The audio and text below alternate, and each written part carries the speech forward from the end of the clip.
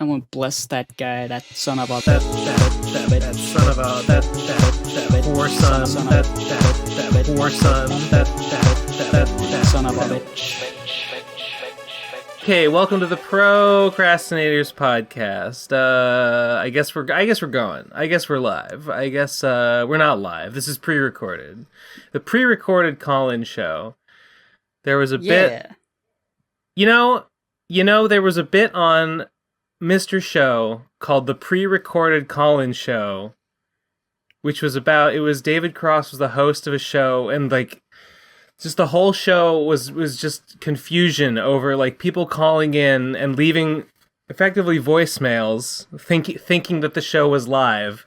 And so it's just a big like people thinking they're talking live, but he's responding to them, and it's just a series of responding to voicemails that like have not understood the nature of the show, and that's pretty much our voicemail segment. So, I feel like that was ahead of its time. That sounds pretty good.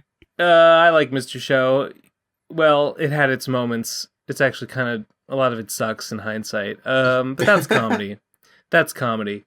I'm here, Ben saying Give and Take, and Cheesy Manfredo is back. I'm back. With a vengeance. Oh,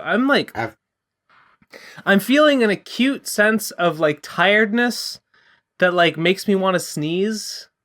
Like I just got out of bed and like I want to be back in bed, and that makes my face feel like pinched up, like I'm gonna sneeze. Like my eyes are stinging. You just got out of bed? Yeah. That's so interesting because I just got out of bed too right now. Oh my god, we were in bed together. We were in bed together. We were homosexual. You heard it here first, folks. We was homosexuals. Okay. Yeah. Yeah. Okay, so how was it with me? What, the gay sex yes. with you? Yeah. It was pretty alright. The problem was that your dick was just too massive for me. Yeah, it didn't say the same. It didn't fit in my mouth. You. I was gonna say the same thing about you. So neither of you could do anything. We couldn't. Our dicks were so big, we couldn't have gay sex. So it's like, damn, I guess we gotta go back to fucking women in the butt, like God intended. Isn't there a show? I think Michelle tweeted something. Where they fuck women in the butt? No, no. There's a show that's called like My Husband's Too Big or My Husband Won't Fit. There's like a Netflix. I think there's a Netflix TLC? show. I think it's Chinese. There's like a Netflix show that's called My Husband Won't. Or maybe it's Korean. There's My Husband Won't Fit. This sounds right up my alley. And I haven't watched it, but I highly recommend it to anyone. It not a waste of your time. I promise.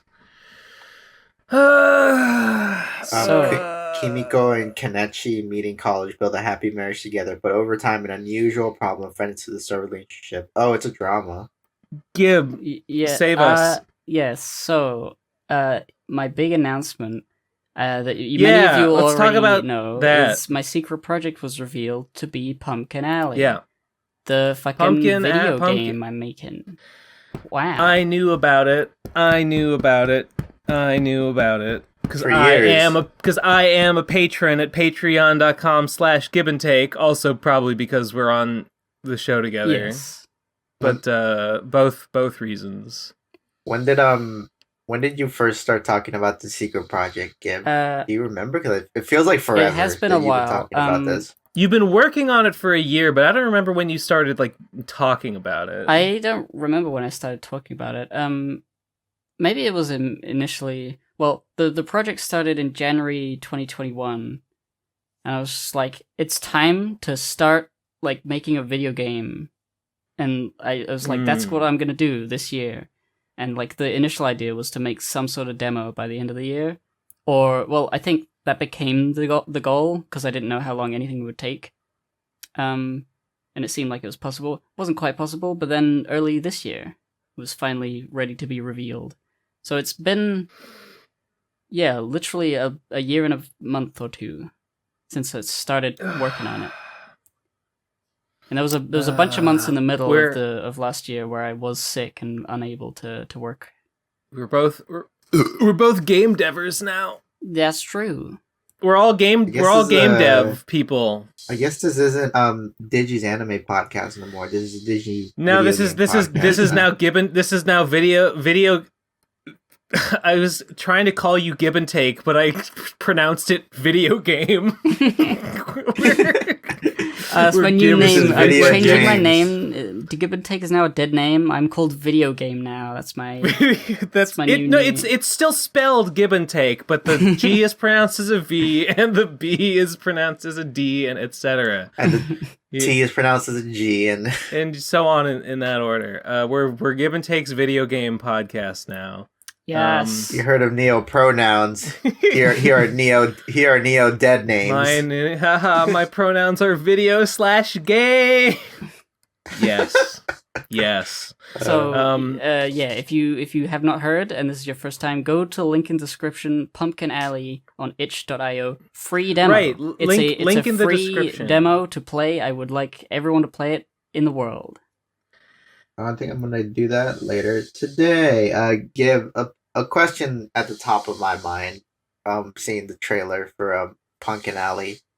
Do I have to have read Jape to get this game? No, this is the origin story of the friendship between Punk and Alley. They are two it's pretty characters. They cool. meet each other. That's the story of the game that I have roughly lined out.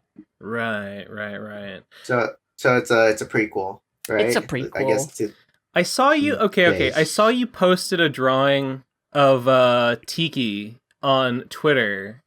Is Tiki gonna be in the game? No, probably not. No, because they No. meet Tiki and Jape, so no, that Yeah. wouldn't make any sense. I just felt like drawing her because it's been a while. Yeah. Yeah, it's the adventure of Punk going out into the world, finding Alley-oop, Okay. and becoming friends on an adventure. I have Details to be determined, and also I don't want to spoil anything. Well, okay. Yeah, I mean, About don't the an- story, at least. I could talk about some things. don't answer if it's spoilers, but what's up with fairy bits? Why are they fairy bits? Because that's what you collect in the game, by the way. because Yes. that's kind of gay. It's Yeah, kinda what homosexual, why it's called. why gay though? Well, it's an allegory. You see, they're gay. Fascinating. No, it's initially the when I was writing up like the story and I was thinking of the locations, the enemies, what you do physically, and then also the story that carries you through. Initially, I wasn't sure about what collectibles there would be, and we Yeah. decided fairy bits. So there is lore, but I'm not sure how it fits into the lore I already had planned for like the enemies. There's lore for that. Okay. Now tell me if I'm completely off base. I got the feeling that Pump's health bar looks like fairy bits, and I was so much that like when I took damage, I thought collecting fairy bits was going to restore her health. It didn't. I don't know. Are those connected? Is there a reason? Is that bad game? Is that bad game? It is. design? It's definitely bad game design. Definitely. Bad games. Well, the thing with the demo, right, is everything could change when the final game is released. Yeah. So there was no particular reason they're the same color. It was just sort of like, that's a cool color. I'm a I'll lore make guy. that for her health. I'm a But lore guy. I'm When always it looking comes for lore to like the connections. actual thing, lore connections will be considered with every design Yeah. element. Yeah. We just sort of like initially we were like, I wasn't sure how fast things could be done, but my brother Charlie, he's a programmer. He went to game dev university school. He went to gaming high school. He went to gaming high school, became Lucky. a big gamer. Lucky. And he's just sort of always interested in programming things, so he's very good at that.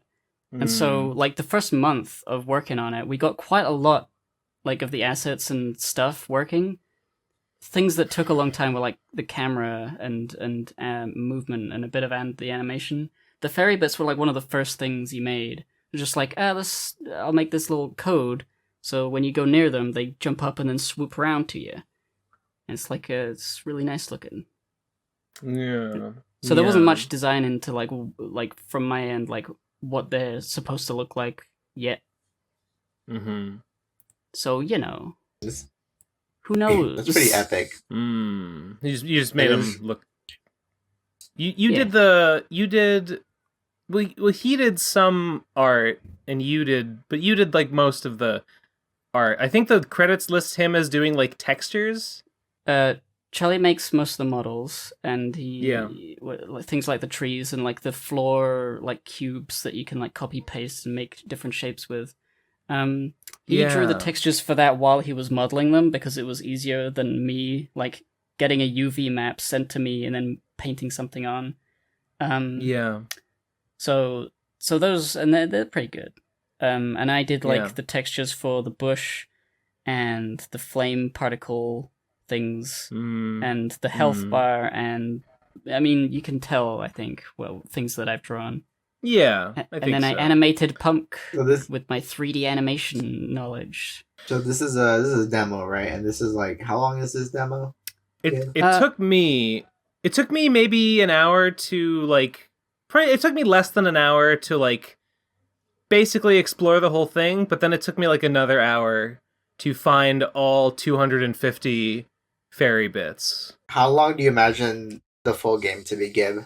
I'm hoping it'll be like, cause you can't like aim so high that you need like 10 years or like to hire a whole studio. I'm not really prepared to do all that stuff, so Okay, let me it's just. gonna be like a sort of small-ish game, maybe 5 hours. That's not small for an indie game, Oh, but okay. like for the sort of game we Yeah. want, that's like it's pretty good, I think. Okay, when is the animated series gonna come out? That's what I'm wondering. This is where the real money's at. Merchandising. Merchandising. I don't know. I Merchandising. mean, When can I go into a hot topic and I- buy my own punk and Oh, alley wait. merch? That's what I'm wondering. Actually, I forgot I had notes. I had a couple of notes to complain for the devs. I said like, hey, I got a bone to pick with whoever designed this piece of shit. oh, cool. Yeah, all right. So Okay, I was playing. first complaint. There's no gay sex. Where's all the gay sex, Gib? Okay. It's family friendly. I Obviously can't do that. I can't do that for such a product. Okay, well, I guess I won't be playing it. Oh, I guess yeah. I won't be playing it then. I'm you can not mod it. family You friendly. can figure it out. It's violence. It's violence against me. All right. Yeah, I missed. I guess at some point in this I will probably have to say like what the places were that I found stuff. So if you don't want to if you want to find everything in the game, I guess don't listen to me Yeah, talk. play the game right now. Hit this. Did unsubscribe from the PCP. Go Yeah, play the game. Play the game. It's very easy and fun and good. And there's a few little glitches, but Yeah, the main glitch that I found was, well, actually it was when I was fucking around. I spent a lot of time after I got to basically the end, and okay. Here was my play experience. I progressed more or less. Okay, I kind of just like went past the big area with the big like hollow tree with the mushroom stairs. That's sort of like one of the main areas, but I kind of just like accidentally like missed it and kind of went by it. And I sort of progressed directly to what I guess would be the last area, the area with like the angry mushroom that throws mushrooms at you. yeah. And I got there, and then I collected all the fairy bits, and I was like, okay, I definitely missed an area. But while I'm here, I saw up on the cliff, there's a doorway. You know what I'm talking about? Like up high, there's like an alley grotto doorway. Yes. The little caves that you can go into. And I was like, oh, how do I get up there? And maybe this is on me, but I spent a not inconsiderable amount of time trying to find ways to jump up the sides of the mountain, to jump around on the up like mountaintops sort of ringing around the area in order to jump up and get up to that like high up door zone. And I did it. I did it. The main glitch that I found in the game was when I was jumping around in areas when I wasn't supposed to be, I would slide down certain parts of the mountain, and I would be caught in the geometry, sort of in between two slopes, where I would just be falling forever, and I would have to use the restart command. Yeah, it's funny. There's lots of people who have jumped around on like not technically out of bounds. Like, I've never liked games that have invisible walls, but because of that, I think because of the lack of invisible walls, people thought you should go to places that you shouldn't. And when it comes to like the slipping down, it's determined. We're going to redo a lot of things like that because like from the ground up, they're just sort of fundamentally not good.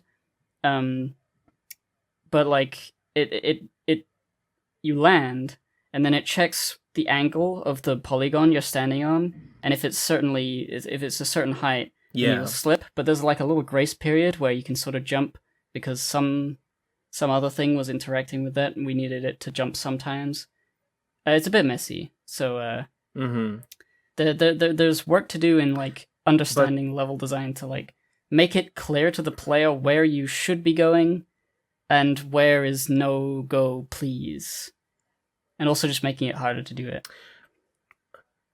I was able to get up on the side mountains and jump around, and I actually got up to, before I even found, well, it turned out I wasn't really supposed to go up there because I got up to that higher up doorway and you can't actually go into it. And I was like, darn. But then I was like, well, that's kind of on me because I hadn't collected all the bits yet. I shouldn't be trying to get up to like secret areas. So I went back and I collected the other bits, and then I came and I explored the area some more, and I found down below, there's the actual entrance where you're supposed to go in, and then there's bits in there, and then you go through it, and there's the exit, and you come out that upper door, and then you drop down, and PUMK is waiting there for you. So I was like, okay, got it. And then I went back and I explored, and I had all but 12 fairy bits. I had 238 fairy bits, and I'm like, there's 12 left. And I went back to all the previous areas, and I roamed around, and I was like, damn it, I can't find them. I'm sure there's a. I was sure that I was looking for an alley cave, a grotto, I called them. So I'm jumping around, and I'm looking for caves, and I can't find any. And the way that I ended up finding it was I was jumping around up. I was like, I can't find anything here. Maybe if I get a higher vantage point. So I was jumping around on mountains that I definitely wasn't supposed to be on, and just by happenstance, from above, near the starting area, I saw a crack in between like the rocks. I saw the glimpse. After like an hour, I saw the glimpse of a fairy bit, and I jumped down, and I fell down into a little, not an alley grotto, but a little side cave. And I realized there was like in the beginning area, there's a little crack, sort of like a little crack in the rock that you can go through to a little secret area that has some cool like unique flowers and stuff in them. Yeah. And I was like, got it. So I had missed that on my first go, and I found it sort of in the wrong way by jumping around on rocks. But that was fun. It worked out. So what you're saying is this game was built wrong. I would say it's built different. It's just built different. That's all. Built different. Not wrong. Not wrong. Just different. But while I was hunting those last 12 bits, I found what I called the surprise lizards, because I found 4 of them, and I know there's a 5th one that I didn't find. Steel Viper on Twitter posted there's a red lizard that I didn't find, but I found a green one, yellow one, blue one, purple one. I found 4 of 5, maybe more, of these lizards that when you take their picture, they make a little what sounds to me like the little Metal Gear alert sound. Oh. Yeah, that's what it sounded like, and I was like, okay. Oh, they're like surprised. It's like a startle. It's a surprise lizard. A surprised lizard. Surprise lizard. Oh, a video game reference in my video game? No, yeah. No way. It wasn't a reference. I guess it's just a coincidence. Yeah, no, that's a reference. I think it's a reference. I'm gonna put that down as an Easter egg. In the, put that down in the wiki. Pumpkin Alley wiki. Yeah, in the wiki, it's gonna be like, You know, these lizards sound is taken from Metal Gear Solid. the first one was, I think, the yellow one who's on the back of a rock, and I was like, oh, that's neat. Many people found that one. Yeah, I was like, oh, that's neat, and I took a picture, and it made a little boing sound, and I was like, oh, now we're cooking. All right. Yeah. How many are there? I gotta know how many there are. Tell us all the tips and tricks for us. I actually forget. I think there's 6. Shit. They're secret lizards. You should collect them all. It's been fun seeing how like people have varying levels of like varying degrees of finding the secrets. People who find the one lizard, usually the one behind the rock, they're like, "Oh, I found the lizard." Yeah. And they don't know that there's other ones. It's fun. I think the second one I saw was in the because there's 3 alley grottos, and in the one that's purple, I think I remembered when I found that yellow one. I remembered that I was looking everywhere for the last 12 bits, and I went back into the alley grotto that's all purple, and I remembered, wait a minute, I think I remember seeing something on the ceiling here, and I looked up, and sure enough, was like, yes, I was right, there is another lizard up on the ceiling. And I took another picture of it, and it made the sound. I was like, yes! My exploration has been rewarded. Intrinsically rewarded. I mean, it didn't give me anything, but that's okay. It was the joy of discovery. Yes. Yeah. I mean, the biggest problem is that no Xbox achievement was awarded for finding each lizard. That's my big complaint too. The little achievements don't show up. You haven't even played it. I'm playing it right now. What are you talking about? Yeah. No, are you playing it right now? I'm not playing it. I'll play it. I'll eventually play the Boo's game, and just like eventually I'll play Ben's game. You know, it's gonna eventually happen. Well, unlike Devu's game and Ben's game, my game is in 3 dimensions. That's that a little. makes it inherently That's a little too much for my eyes. I can't play anything 3-dimensional. I already live in a 3-dimensional world. Why do I want to look into another 3-dimensional world? It's too much effort, really, if you ask me. Fortunately, Phantom's Revenge. The Phantom's Revenge is better. It might lack the 3rd dimension, but it's not a demo. It's it. There's no more potential. There's no more. Nothing else is coming.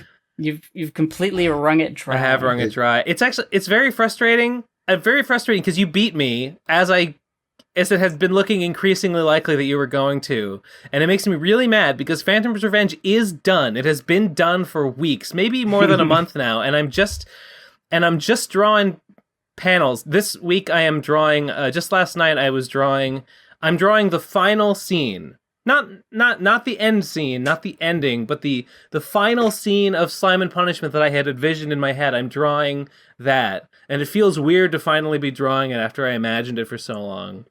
But I'm drawing that, and so I'm like, I'm so close to being able to post it, but I can't post it. I can't post it until it's all done. How does it feel getting How does it feel? Ben? I fucked your wife, Ben. All the video game not players as good are playing, as gay sex, are I'll tell you playing that Pumpkin much. Alley. They'll never play another video game. True. Now Elden Ring's out. You beat Elden Ring. Oh my god! And now I'm gonna be behind Elden Ring, and now everybody's talking about Elden Ring. Y'all beat Elden Ring in a day? Didn't it just come out? No, I made Elden Ring. Yeah. That's Pumpkin Alley was the demo for Elden Ring. That's a lie, maybe. That's maybe a lie. I don't know. I don't play. Maybe. I've never Elden Ring. I haven't even played Demon Souls. I can't really play that one. I can't jump right into the franchise. Elden Ring looks pretty cool, I guess. It looks. I never played Breath of the Wild, but I really do. I think that the whole open world, the way that Breath of the Wild does the open world stuff, is pretty neat. And I think it's probably cool because I've heard that the Elden Ring is like Dark Souls, but in a Breath of the Wild open world, which is pretty cool. Cool idea there. Which is so funny because I thought Breath of the Wild was like the Dark Soul of Legend of Zelda. I mean, it kind of is. It's a little come bit. Full circle. Is it? Did I swear I people heard say someone that? say that. Yeah. I haven't heard. Or Wait, something like that. that Breath of the Wild is the Dark Souls of No, Zelda? but doesn't I wait, don't didn't Dark remember Souls that. I mean, didn't Dark Souls start the whole like, oh, you can just walk up to the final boss if you want to? I mean, not exactly. Not really. Okay, well, No. I think the connection is that people used to say that Dark Souls is like Legend of Zelda but realistic. Dark something. Dark Souls, like the most direct lineage of Dark Souls combat is to like Ocarina of Time, like lock on Z targeting. Like Dark Souls is like a direct ancestor of that anyway. Okay. So Dark Souls is the Dark Souls of Zelda. I would say would be a more accurate comparison. Is it a bad gamer take to say that like this is probably gonna get a lot of people mad with, and the people who hate me are gonna hate me more after I say this, but you don't want to offend those people. True. I especially don't want to offend those. I don't want to offend the hate fandom that big Twitter artist has. But yeah, all these like FromSoft games look like the same to me. Is that bad agree. to say? They all just look the. Nah, I agree. Yeah. You're talking like aesthetically, or are you talking Elden like Ring? Yeah. Elden Ring looks like Dark Souls 3, Yeah, like exactly the same. I'm saying that but I haven't played it, so all these games have this kind of like gray, kind of like I don't want to say edgy filter. So it has like some sort of filter over them. Like all the games seem to have this filter. You might even call it a style or something. It's supposed to be like dour and depressing. Yeah. And, like things are fucked. Here's a sword. Like that's the idea. The like of all the Souls series is like things are fucked. Here's a sword. Also, you're probably decrepit, and there's like it's really sad. You're gonna die. You're gonna die one day, and that day is today. Isn't like every. So, like, it makes sense that there'd be a lot of grays. But I'd like it to be, like, a pink one. Yeah, why isn't there going to be a pink one? Pink is, like, my favorite color. I keep saying they need to make... They make Armored Core. They should make a Souls-like where you're a mech. They should make... Armored Boar! Oh my god! They should make one about being mechs, and instead of, like, weapons and armor, you're equipping fucking mech parts. Treads... and rocket launchers. I don't know. Could be pretty cool if you ask me. Instead of sorceries and pyromancy, you got guns. I don't know. Why not? Gunnery. I want Dark Soul, which I never played, to have like a Dragon Quest aesthetic, which I never played. That's what I want. Aesthetically, they do look pretty similar, and I'm not super into like the way they look. They look fine. I can tell Dark Souls 2 apart because Dark Souls 2 looks worse. Damn. Dark Souls 2 looks like goofier. That's funny.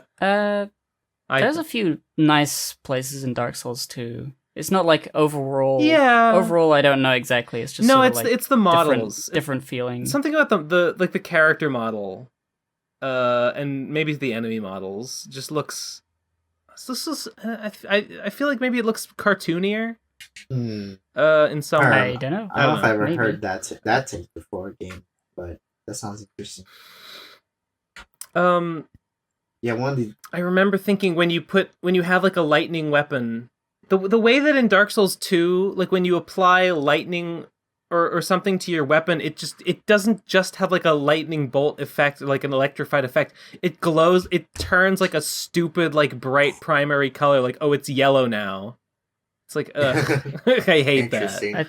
I feel like all of them do that a little bit. No, Dark Souls 1, maybe, I mean, I haven't played 3. Dark Souls 1, it doesn't turn your sword like yellow when you use gold pine resin on it or whatever. It gives it like a but it has little thunderbolts coming off. Yeah, man. Yeah. I haven't noticed that. It stood out to me, not in a great way.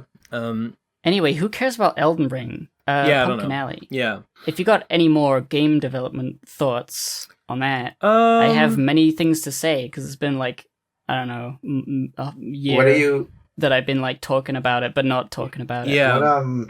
Have people found everything in the game that you like have set up, or is there still more secrets that lay in the game that people haven't stumbled into yet? I haven't seen anybody who's found all the lizards. And aside from that, there is something that nobody has figured out yet. Really? Okay. There's an aspect of the game that nobody has figured out yet. Can you... And it's a little obscure, so that's all I'm telling you about that one. It's going to be funny. It's going to be cool if anyone finds it. Can you... Okay, I don't... Can you be any more specific than aspect? Is it like a... I don't know. Is it like a little Scrimblow? Is a Scrimblow going to show up? It's... Alright, here's what it's not. It's not like a physical location in the game that's hard to reach. It's nothing like that. Is it like... I don't know. My mind goes to like, is it the mechanic? Is there like a backwards long jump glitch? No, it's not like a movement thing either. Hmm. That would be funny if we made like movement controls that didn't like was so hard to figure out that nobody would ever use them. I got it. There's what do you call them? There's QPUs. There's QPUs. You can QPU misalign yourself in parallel worlds. Epic. That's right. If you get stuck when you're in the falling animation, you stay there. You go parallel universe. Mm-hmm. You build up speed. You build up speed for 12 hours until you warp to the next world down below. People have made that joke. It does kind of look like you could build up speed. Yeah, because you're continually falling. You're stuck in the falling animation. I almost got I was jumping around in mountains and I got PUMK stuck in between two ledges, infinite falling. And Allie looked normal, and I wanted to get Allie to take a picture of PUMK in that state, but I think Allie was also considered to be falling, so I couldn't get her to go into the take a picture. Did she have her arms up? Was she in a falling animation? She didn't. No, she looked normal. I remember thinking she did not look like she was falling, but she could not take her phone out either, so it didn't work. That's odd. If you can control Allie, you can walk around. You should be able to use the phone.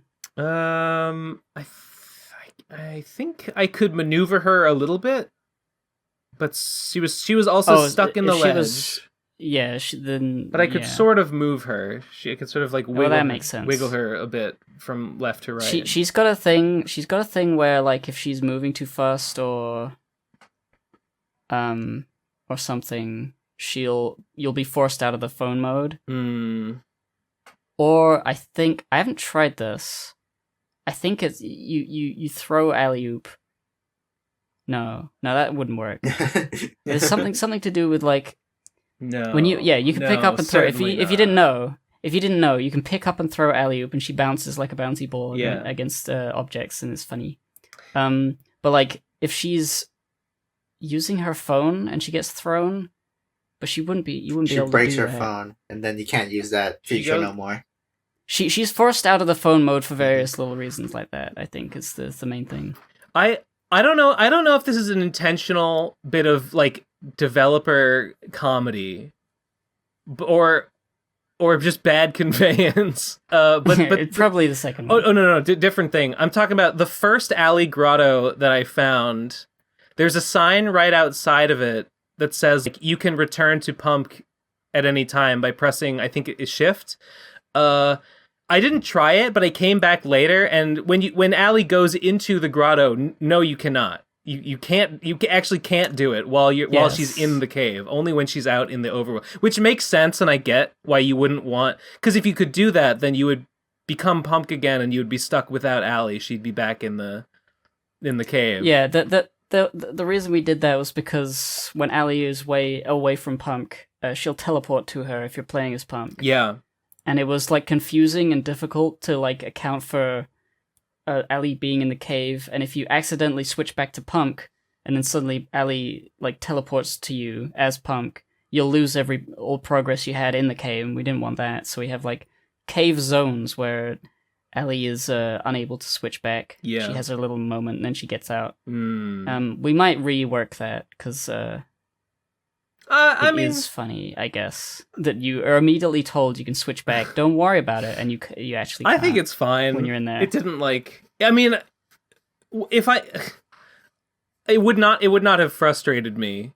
I would have been like, Oh, well, whatever. Lol. Nah, I get it. It's fine. I'll just go back out this door. Okay. See ya. Yeah. People said Ellie's a little too slow. I think we're gonna increase her speed, it's not so much of a slog. She's pretty getting slow. Back out. I didn't find it too frustrating. Yeah, but like, obviously, things like this is. We wanted to have like a slice of like all the different aspects of game development, game mechanics that you could interact with, and alley-oop going into little caves. Not all of them are planned to be like that size. Some of them might be a bit longer, more involved, or there might be like a puzzle involved where you have to be Alley and PUMK can switch between them or something. So the things about like playing as the character need to be fun. We're thinking of giving Ellie a little jump as well. Not like a big jump, but just something so that tiny little things on the floor don't get in her way. Yeah, she can't move. She really just can't move at all. So, but I mean, that's character design. When is Shovel Knight gonna show up in the game? That's what I'm wondering. This is an indie game after all, right? We're gonna have a shovelware knight who comes in. He's like, "Hey, do you want some cheap shit?" And you buy it. Hey, do you want to buy Chip and Dale's Rescue Rangers on the Game Boy Advance? Like, well, hey, you want to play shitty games? And he comes in and asks us. He says that, and then Elliot's like, "Yeah, I got a GBA adapter on my phone, and then you can play Chip and Dale in Pumpkin Alley." That's an intended feature that has definitely not been just made up. Cool. Yeah, the game comes with an emulator. You can any like Super Nintendo or NES emulator. You can play it in the game. On Alley-oop's phone mode, like far away from the screen, like in vertical. That's pretty. Yeah, like terrible resolution. In like lower colors. Converted to like cyan and pink and yellow. Yeah, good. That's pretty epic. CMYKB. That is pretty. That's pretty epic. It's pretty epic. Any more gamer questions you got for GIB'S? Those were all my notes. Those were all my complaints. I'm trying to think if there was any. What did you like about it? What did I like about it? I liked running around like Spyro the Dragon. I like Spyro the Dragon. You know what? Yeah. You know what I didn't like? Actually, here's a complaint. I think that the what did you like about it? Nothing. Here's some stuff that sucked. I think the plants burning the plants was a little bit. I didn't like realize they were burning until they were like later. I feel like the difference could be like more dramatic. I don't know. It took me. Yeah. I had to kind of be like, are these? Did I do anything by that? Yeah. I don't know. That's it. Minor gripe. Yes, it's to do with there's like a layer for the thorns and the grass, where like I had to make a layer of a gradient, and the color of the gradient determines what order it gets like burned away. In the sort of like if you burn a thorn bush, it'll like shrink, and then there'll be like embery bits. Yeah, and it'll follow that mat or whatever you call it. Yeah. But for the grass, I kind of fucked up the gradient a little bit, and so it sort of doesn't do much at first, and then quite quickly goes to nothing. Yeah. Okay. So it looks like nothing's happening, but we're gonna redo the grass. Yeah. Lots of little things, I mean, the grass doesn't even like do anything, so like whatever. It doesn't even matter if it's there or not. Yeah, people like burning it. And some people were saying, why isn't there rupees in this? Why isn't there stuff in this? And I think we were thinking of doing that, but it was just sort of like quite late in, like, we wanted to get the demo out. Yeah. There's lots of little bits that we could have like spent maybe another few days on, a week or two to iron it out perfectly, which is why there's so many glitches and stuff. But that's the idea, is just to make it real, get people hype. Was there... And then, all that. Was there something in there that, like, you didn't have to add, but you were like, I want to add this, and like it ended up being like, oh, but that was like way more trouble than it was worth. Like we spent like a month adding this stupid thing, and like, well, I think okay. I think most things that we ended up spending a lot of time on are worth because people like them. Yeah, they're just sort of like maybe arguably like time investment to enjoyment gained is like skewed. I think Alley-Oop's phone and her camera. We were considering maybe not doing that, but it was funny just to be able to take a selfie, even if the selfie camera was quite like you couldn't really angle it in a way so that you could see things. Yeah, but it's funny that you can do it at all. It is funny. It would be. I mean, it's just funny and like what's flavorful, I guess, thematic character building that it's in the game at all. Yeah.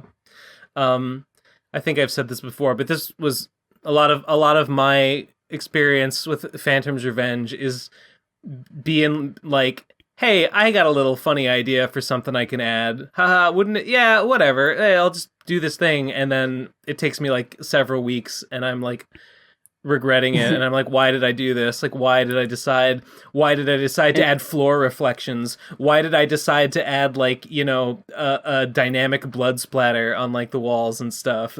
Yeah.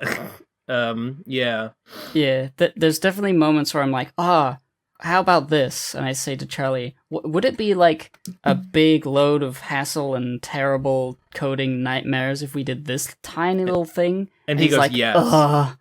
Yes, it would. And I'm like, okay, we don't need to do it then. We'll not do it. You poached Charlie from me, Gib. I did? Yeah, you gave. Oh no, that's right. I told him you wanted. You gave me Charlie, and then you took him back from me. Damn, what the fuck? Giver. I think how could you Indian giver? How could you poach your own brother from me, Gib? Give or take at it again. I see. Well, yeah, I'm taking. Give and take. Oh my god, it was. Oh my god. Yep, give and take. It was there the whole time. I remember that Charlie, because he was like. He made Run Away from Snakes, and he was like working on little projects here and there.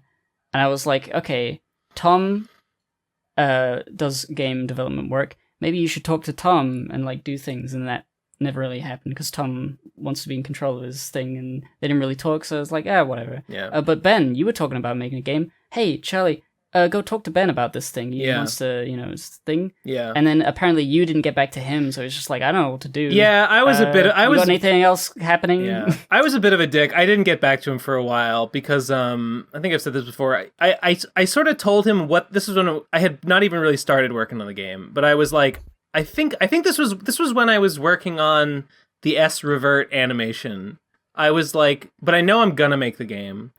And I was talking to Charlie, and I told him like what the game was kind of gonna be. I kind of said like, here's my idea for it.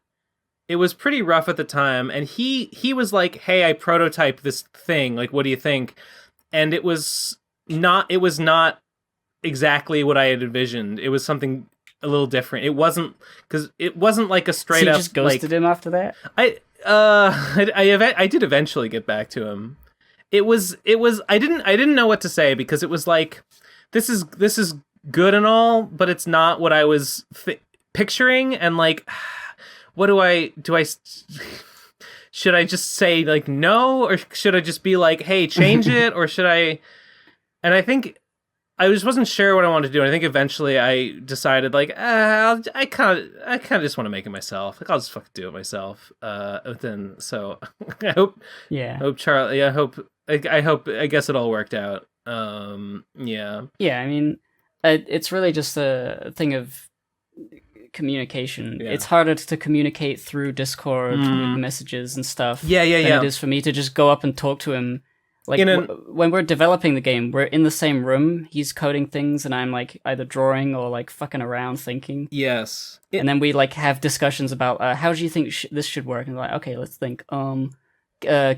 In an alternate universe where I had been like I had jumped on it and I had been like, okay, Charlie, no, you got to rework this here. you gotta make it like this. You gotta do like this. You gotta add this. You gotta add that. I imagine the process of like get him making changes to the prototype, sending them back to me being like, okay, change this, and that, and then like sending it back, waiting for him to do that, getting it back. I imagine that would have been painstaking. So a little bit, yeah, maybe it's probably fine. Must be nice to have a code guy though. Must be nice to have a brother, says Ben Saint. Must be, yeah, must be nice. Must be nice. Oh well. He doesn't know that feeling at all, right, Ben? Not anymore. Although, I mean, I don't regret learning GML. I feel like I learned a lot of code working on it that I can keep using in the future. I don't need a code guy. I'll never need a code guy again. Coding's easy. Yeah. Coding's easy, by the way.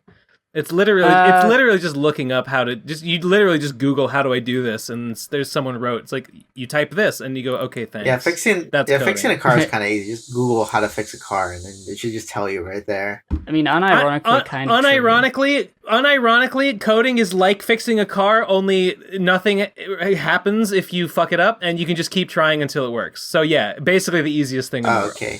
That's correct. I guess I'll learn to code right now. But for me, coding is like, it's interesting, but it's like the skill floor. Like you need to like get a ladder to get to that floor before you're like actually able to creatively solve problems with like knowledge of like, okay, this kind of code would work if this and that. So I'll just make a thing and then I'll experiment. Like, it would take a long time for me to get to the experimental phase of being a programmer, which is the fun part.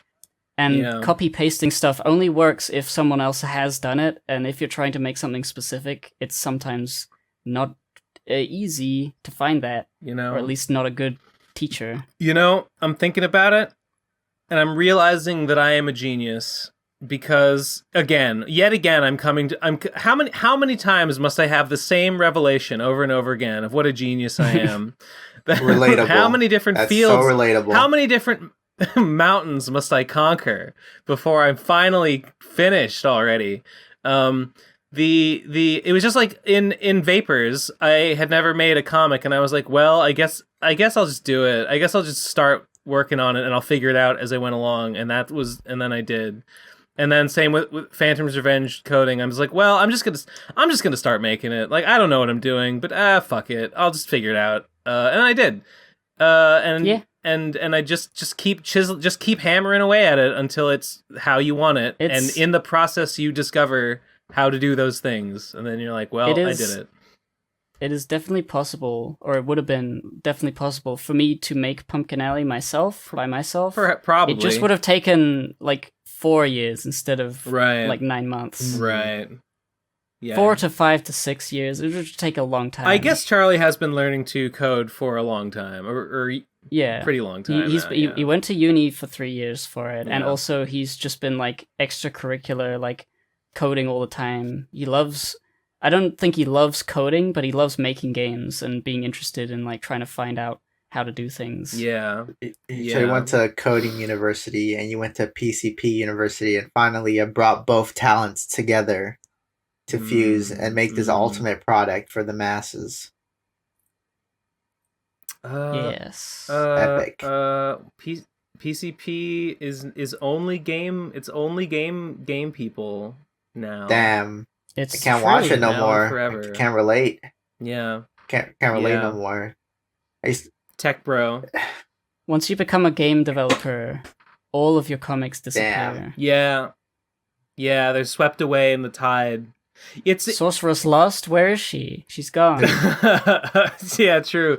It's just like Toy Story, nobody wants to play with cowboy toys anymore. Everyone wants space toys. As soon as Sputnik went up, everything changed. It's kind of like when I switched over from short films to comics. My short film side doesn't exist anymore. They just dissolved. They're gone. They just melted away. You like dismantle them and use the skill points to put into your new thing. I actually am currently doing that exact same thing you just described right now. They melted away like something. Melting away your No, short I mean- films? They melted away like something I won't specify in the scene that I'm drawing in Slime and Punishment right now, because it would be a spoiler for the end. Oh my god, does Phantom Horn get melted into a skeleton? Phantom Horn. Well, like, if you lose the game, that does definitely Phantom happens. Horn shoot like buckets of cum, and it looks like it's melting in their hand? Is that what happens? I'm not gonna answer any. I can't answer that. Because it's true. I can't answer that specific question. Oof, yeah, you can't give any direction on that question because it's too much of a spoiler. If you had asked anything else, I could tell you no. But unfortunately, I can't answer that specific query either positively or negatively. Actually, It's like the idea that you do the whole Phantom's Revenge, like Slime and Punishment comic, and right at the end it becomes extremely explicit, 18 plus porn. well, that's how scene. Villainverse is gonna end. And then, and that's the reward for getting to the end. There's instead of like a confirm, are you over the age of 18 before you see it? Instead, I have you beat a video game, because I'm like only a hardcore gamer could see this pornography that I'm drawing right now. They'll show they're mature. You know, age is just a number, right? Age is just a number, and you just gotta prove it's your epic gaming skill is more important than like what's on your driver's license. If you want to read my porn or be my girlfriend, I shouldn't say that on a podcast. It's really about that'll be quoted. It's really about mental maturity. People really. will think I'm serious. You know, and gaming skill is the best indicator science has yet found. It's better than IQ. It's you have to be quite mature to beat a video game, especially one that's like have to be spin-off of a based on another bullshit that Ben Sane is doing. That's right. Yes, wait. that's the big difference in the games, is that mine has market appeal because it's just two characters jumping around. Right? Yeah, Ben, that's the formula. You know, there's Punk and Alley, and there's Bongo and Luna. That's the two. It's always the two. Phantom, always two. Phantom and Horn. Phantom and I guess who? Virginia. Phantom and who? Virginia. There's no one there. Yeah, Phantom's got a sidekick. Phantom's got his little pet. I don't know. He's also got Platinum. You know, his trusty sidekick Platinum, the sword, who he can marry now in the game if you so choose. Okay, marry. Can you kiss the sword and cut your lip? You can kiss the sword. It doesn't cut your lip though. Because Phantom's he's pretty good. He knows how to handle. He knows how to. Thing. He's an experienced lover. He knows how to use his tongue right. You know, so if you to the amateur you know tongue kisser, of course he'll cut your lip. But unlike Phantom Horn, he has lots of experience. I mean, if you're cutting your lip when you kiss your sword, you know your gaming skill level is not high enough for you to be getting married. Have some in my opinion, sort of mental disorder if you cut your lip while kissing a sword. Really, that's my opinion. That's my hot take of the day. And it shouldn't be happening if you're a gamer. True. Let's just put it that way. Shit. I feel was I gonna mention? I do have one. I had one thing to mention. It's not exactly relevant. Should I say it? Well, if it's, I'm just gonna. No, you go first. The Pumpkin Alley thing. To wrap up, play that game. And, what are you doing? In terms of like what's gonna happen in the future, we're gonna be working on it. I think in March, and just working, just like doing some things. Maybe have a little hotfix patch for some of the more obvious and easy to fix problems. Right. Not gonna be an overhaul or anything, but we may, once my Lord of Ghosts Kickstarter is all squared away and done. We may be doing a Kickstarter to raise funds for paying for the making of the whole thing. Yeah, I was wondering about that. So stay tuned for potential that. I'm not entirely sure how long it's going to take and stuff. We'll have to like figure out costs and things. Yeah. But that's the general idea, because it seems like lots of people want that. It's the sort of normal thing that an indie game studio could do. Yeah. And I think it would work pretty well. Release a demo and then kickstart development on the full game. Yeah, makes sense to me. Do you... I guess do you have anything you're like, we're for sure gonna add this that you want to mention? Well, for sure. There's dialogue things that we couldn't get done for the demo. Mm-hmm. Obviously, there's going to be NPCs and things. There's lots of different zones. Wait. Yes? I had a complaint. There was at least one time when a signs dialogue box would not advance. I mashed the F key, or I mashed the key for a while before that damn dialogue box advanced. The dialogue box advance was a little bit weird. Yeah. I just remembered that. Just nice quality of life upgrades. Not really upgrades, but just sort of fixes. Like that. We're tallying them up. We're gonna go through them all. Okay. Fix them. Okay. If anybody has thoughts, complaints, go to the Pumpkin Alley itch.io community tab and leave a post detailing everything, because when we're going to check everything, it's the easiest place to go and double check what people thought, what the criticisms were, so we can look at them all in one place. Yeah. Sick. Anyway, you were saying that you were enumerating things you were going to add, which I'm curious about. Oh yeah. So there's boss battles. Yeah. And lots of enemies. I kind of, what the design philosophy for combat is that I don't want it to be like God of War. It's not like a combat heavy game. Yeah. And when you do fight an enemy, I want it to be more of a puzzle than just running at something and setting them on fire. Yeah. Maybe there could be some easier enemies like that, but that would feel like padding, but maybe. But generally they'd be oh, this enemy has some sort of shield that you need to knock off before you can burn them, or this enemy is made of a material that can't be burned unless you change something in the environment that makes them burnable. Mm-hmm. That's the sort of idea for the bosses and enemies. Yeah. So that's going to be expanded a lot. The mushroom is pretty good. I think it explains that combat is a puzzle. Yeah. The mushroom is he kind of jump scared me a little bit. When he first, that was the idea. Yeah, when he first yells and the music changes, I was like, oh my god, what the fuck? Yeah, I didn't think there were any enemies in the game, so I was like, wah. Yeah, it got me. Gotcha. Yeah, it got me a little bit. What of it? There's a dialogue system. There's I'm not entirely sure how we're gonna do this. I had this idea initially that you could press a button to chat with the other character. So you could just say something and the dialogue that they have would be contextually specific. Contextual to the room or the general zone that you're in, and they would be pulling from a pool of possible chat options. Yes. And if there's a puzzle room, you could press the button and Punk would say, "What do you think?" and Ali would say, "I don't fucking know." You just have a little. Maybe it could be a helpful thing. Wait a second. I don't know how easy that would be to program, though, for every room to have a little potential dialogue. But that's an idea. That seems doable. It could be doable. I mean, Phantom's Revenge has a little, not to brag or anything, but Phantom's Revenge has a little contextual dialogue where in every room you can examine every enemy and you can examine the room and you can examine everything, and depending on where you are, you'll get a little different dialogue boxes.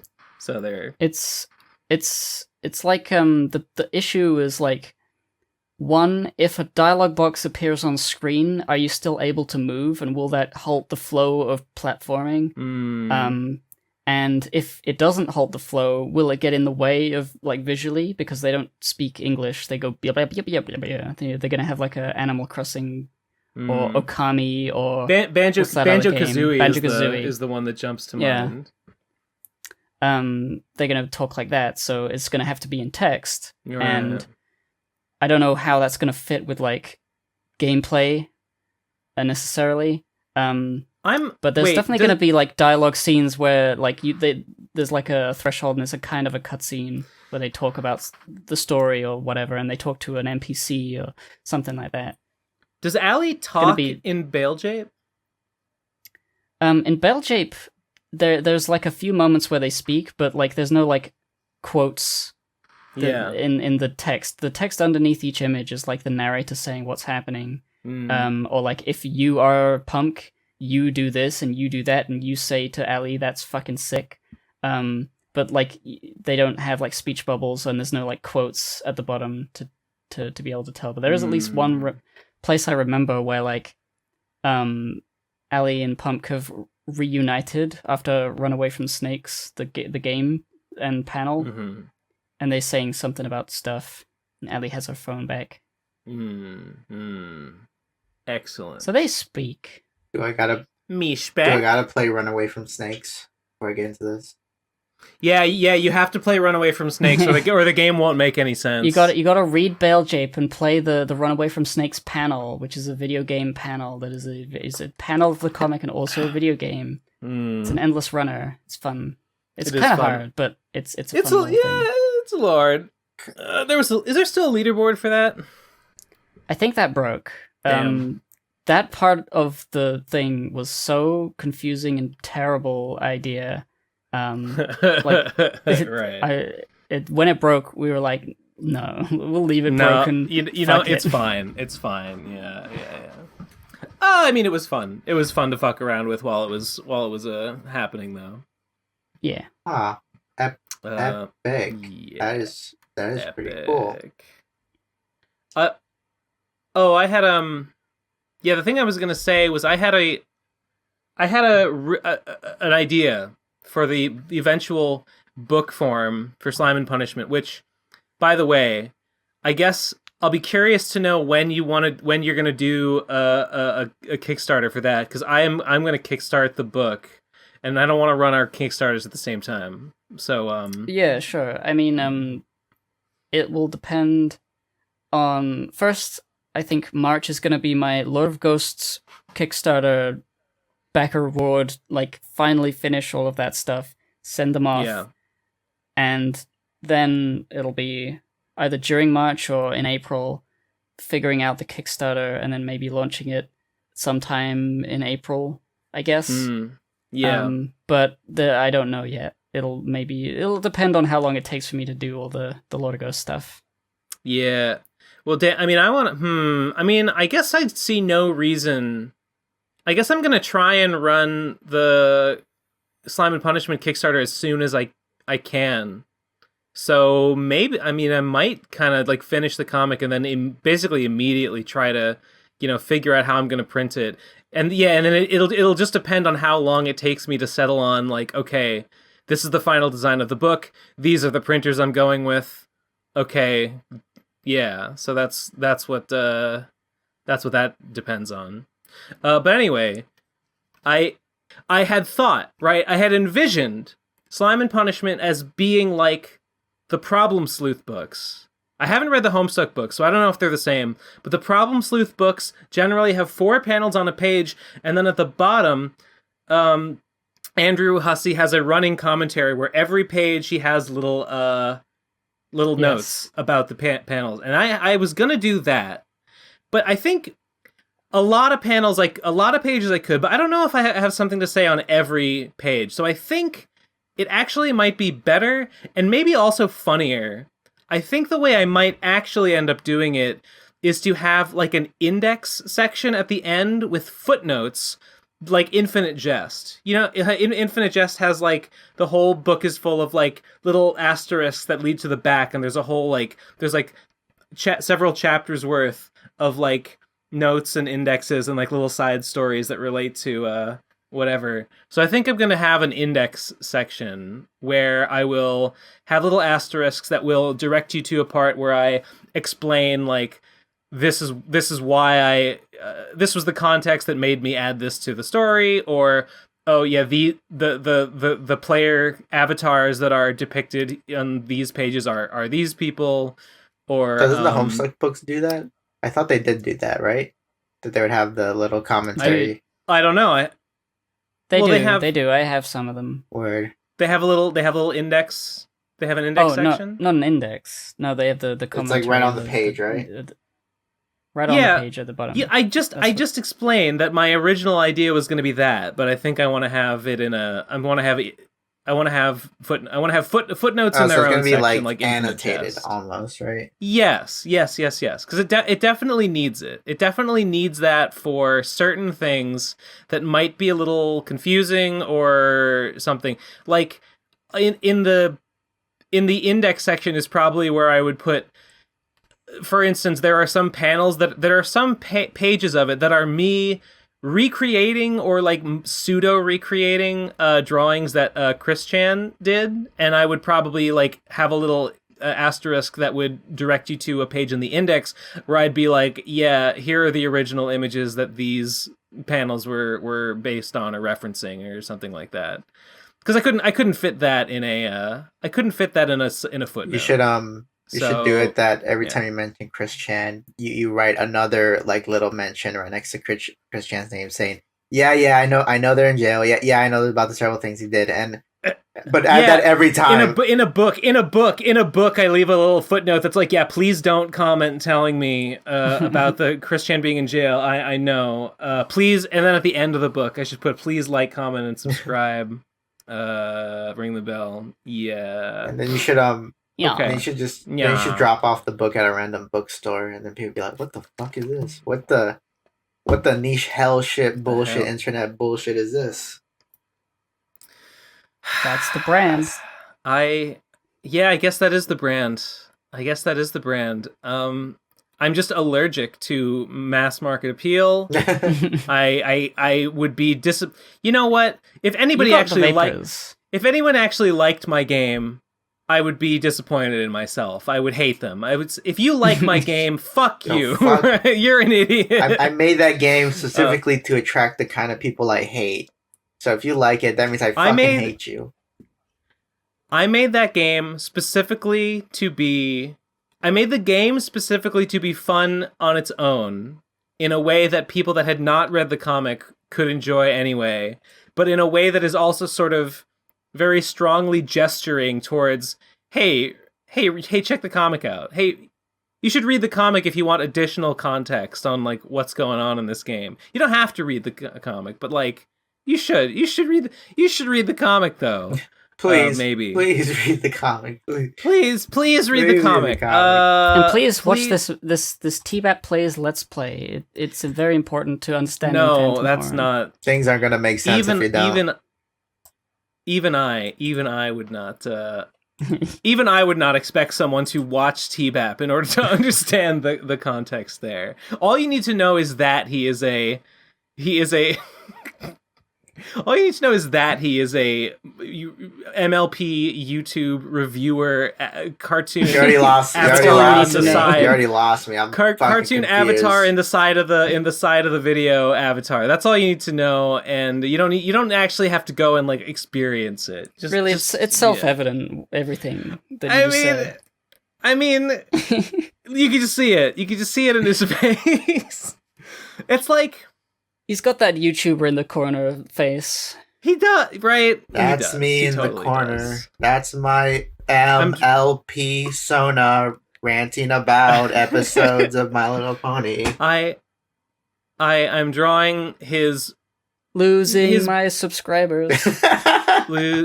I'm drawing basically his final scene right now. And it's making me uncomfortable. It's very uncomfortable to draw, but I have to do it. I don't know. I think I talked on this before. I don't know how people will react. First of all, I don't know if anyone cares. I don't know if anyone reads the comic. A few, like I know that a handful of people do. I don't know if to catch up.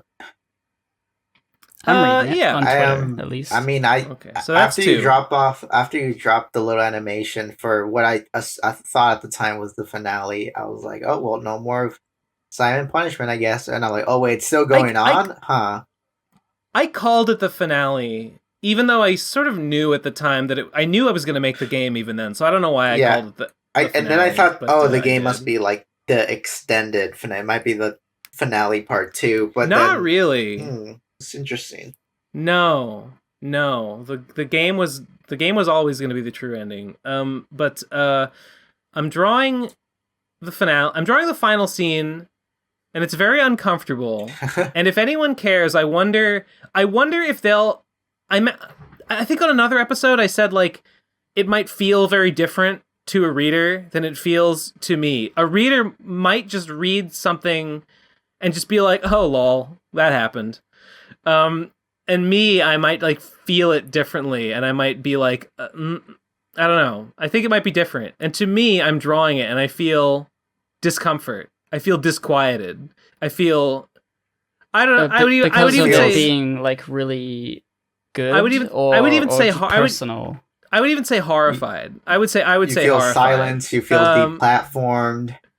You feel like the libs have come after you. They're taking everything away from you. So, what I'm getting at is it's an uncomfortable scene, and I wonder if people will dislike it and be like, I don't like the ending because it's uncomfortable, or I wonder if nobody will mind. I don't know, because if someone complained about it, if someone was like, wow, that ending was like, why did it end that way? I would understand why they felt that way, and I wouldn't disagree with them. I would merely tell them that it's what I followed my heart. My heart told me to do it. The music, it literally was not my choice. The muses spoke through me, and they told me to do that, and I just had to do it. And that's not even that's not even exaggeration. Yeah, it do be I'm like just trying to that, think of like, is it like a gory, like he's slowly like close up of him falling into a wood chipper, and you see it in all the glory detail. I'm not going to say what. Better not be. I'm not going to say. No. I can neither confirm nor deny that specific thing. That one. Better not be some fourth wall breaking bullshit where it cuts to Ben Saint drawing the comic, and he's like, "I think I'll just stop," or some deep, stupid like. That would be very uncomfortable. It's a Stephen King Dark Tower. The ending just loops back to the beginning. Infinite. I don't want to read this comic again. Yeah, you have to. You just have to keep reading it. You just have to keep reading it and reading it and replaying it. That's how Bongo Luna. That's how Bongo Luna was supposed to end. It was supposed to just restart back to the beginning, loop forever. Is that true? Is that no? real? That's not true. I made that up. Oh, okay. Well, so I guess that's all just to say that I'm curious what people will feel about the ending, and I guess I kind of just hope people feel anything at all about it, even if they're mad, disgusted, infuriated, disappointed. That's all good. That's all a net positive. If everyone's just like, oh, whatever, I kind of just didn't even notice. Oh, I didn't even read it. That's the worst case scenario. Me going around being like, hey guys, you read the end of Slime and Punishment? What are you? Who? Slime and what? Who are you? Why are you talking to me? This is a school. This is a school zone. You're not allowed within 500 feet. Oh my god. Of this. Oh my god. Oh, okay. Is the ending that dark that you're not allowed out of school zone after it's out? Yeah, we read the end of Slime and Punishment, and we've decided you're no longer allowed within 500 feet of a school. Yeah, Slime and Punishment cuts to Phantom Horn in bed, and he's all like, "And that's my story," and it's like another pony. It's like one of the toddler ponies. It's like, wow, that's crazy. The end of Slime and Punishment is just Phantom Horn turning to the camera and as speaking as me, he delivers a direct apology and a list of people that the author has groomed. He's sorry, and he's really sorry though. Give him another chance. Yeah, that's how Villainverse ends too. Oh, we all got to do it. Yeah, you all got to do it now. You got to do it too, Gib. That's how Punk and Alley ends. Gib. Gib, you got to do it. Yeah, Punk turns to the camera and just lists off all the people. Said, sorry, I groomed this dog. I groomed Rex. I groomed Alex. I groomed Chachi. I groomed Tico. All poodles that live in my neighborhood. Anyway, I guess that's all. That's pretty epic about that. I think so. What I want to talk to you, Ben and Gib. You could participate. You could be a part in this too. Oh God! I think. I mean, I didn't think. I mean, I invited you on. I didn't think we'd have to talk to you. Cheesy. You're just here for diversity hiring, really. Wait. Yeah. One second. You're trying to escape. He's trying trying to to get escape. I'm back with a new bottle of sparkling water. Okay, go. How come you didn't have a black guest on for Black History Month? Huh? Kind of fucked up. Wait, do you guys know black people? Who, No. I know Zen Huxtable. Ooh. I guess, kind of. Where is he? He kind of disappeared a little. I saw him maybe a month or two ago. I think You should I see him every once in a while because he lives sort of nearby. You should get him on the podcast and get the Zen update because that guy's like a ghost now. Yeah, I don't know if he would want to be on because he's kind of gone ghost.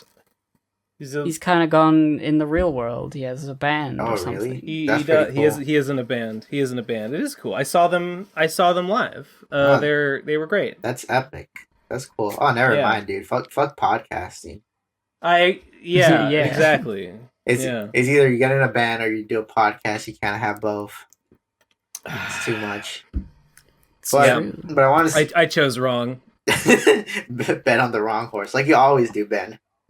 But yeah, Phantom Horn. Yeah, exactly. I want the inferior brother, the Danny DeVito to Keg Standard's Arnold Schwarzenegger. Where the fuck is Keg Standard? Where's Keg Standard? That's what I kept saying every time reading Slime and Punishment. Like, when is Keg Standard gonna pop in and save the day? Keg Standard is in Slime and Punishment. Keg Standard does in fact make a cameo. I drew that. Actually, I'll probably be posting that in a few days. Yeah. I thought Keg should make a cameo at least once, and so I asked. This was like a year ago, which is how fucked up time is. Like a year ago, I asked Nate, "Hey, what would you like? Do you have any input on like what Keg's cameo should be?" And he did, and this is actually pretty funny. He was like, "Hey, what if Keg did this?" And I was like, "Okay, cool." And I didn't depict it exactly the way he described, but I incorporated the joke that he suggested. And I posted those pages in my patron Discord channel, and a bunch of people were like, "What is this like I don't get it. Like, is this a reference to something? Like, why does he, what is this?" And I was just like, "Lol, nah. Nate just said Keg should say that." And because it's funny." And everyone was like, "Why is he saying this?" It was funnier. In my opinion, I was like, good. It's good. I think it made, at least to me, it made it funnier. So Keg's the pony that says all the people he groomed, right? Is that the funny thing Nate wanted you to put? I'm not gonna say it's just a little weird Keg moment. Keg moment. Yeah, it's just a little weird quirky Keg moment. That's just a little bit like, huh? What? Huh? What? Oh no! I think it was Crack said, someone asked like, why is Keg saying this? And I was like, I don't know, lol. And Nate said to, and Crack was like, "Oh, I thought you were making fun of him. You're telling me Nate told you to have this?" Like, oh, okay. I was like, yes, bass. Phantom Horn beats Keg to death, and he wails in pain from all the fucking kicks that he's getting. Yeah, he's like, hey, what if Keg just beat the shit out of Phantom? I'm like, well, yeah, that would be pretty funny. Okay, bro. He has it coming. He's been on his high horse for far too long. He is on his high horse. He's on Virginia. Ayo. He's on his high slimewood. Ayo. Got him. But I wanted to talk to you, Ben, about, because I finally did my first convention this past weekend. I saw. That's why you couldn't be on last week, right? It's Yeah. because you were doing that con. I saw you tweet that picture of you at the con table, Mm-hmm. and you look great. Thank Your you. hair looks amazing. Thank you. Thank you, Yeah. King. Thank you. Yeah. It was interesting doing a con.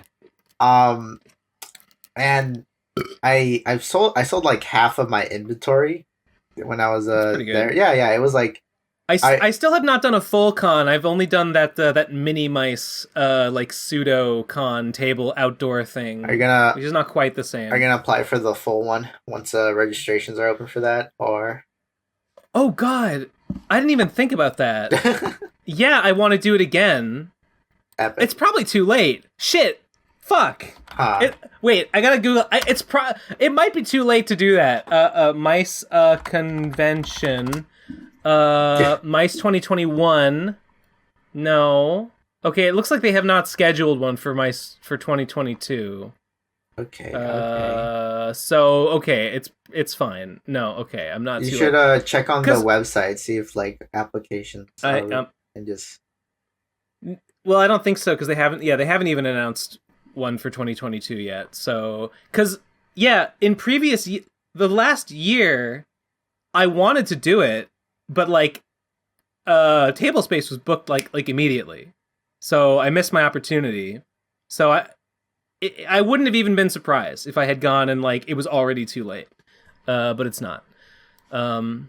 Okay. Anyway, yeah. So you tabled. What was the convention? It was called Rocket Con, and it was here in San Diego, and it was this con was not necessarily perfect for comics because when I first stepped into it and I went into like the bigger halls where they had like the vendors booths, I realized that wait a second, this is a toy convention because it was just nothing but toys. Like toy convention, huh? Like it was all the bigger booths were selling just walls of Funko, and everything else was like the older toys, like retro toys, or like the newer stuff that's trying to look like retro toys, right? Which isn't bad. Like was none it of that's for necessarily bad collectors? stuff, but like yes, it was mostly for collectors, and I should have known that this was going to be the case. Because this convention was hosted by a local comic book store called TC Rockets, and actually I don't even know if I want to call them a comic book store because they sell comics, but they're in a small like alley section of their store. The rest of the store is just nothing but like toys and a section for tabletop games, and that was just kind of obvious stepping in because like there was only 2 people there selling independent comics. It was me and a guy who was like 2 booths next to me, right? And it seemed like people were way more interested in like just getting toys there than getting comics, which it makes sense, right? Yeah.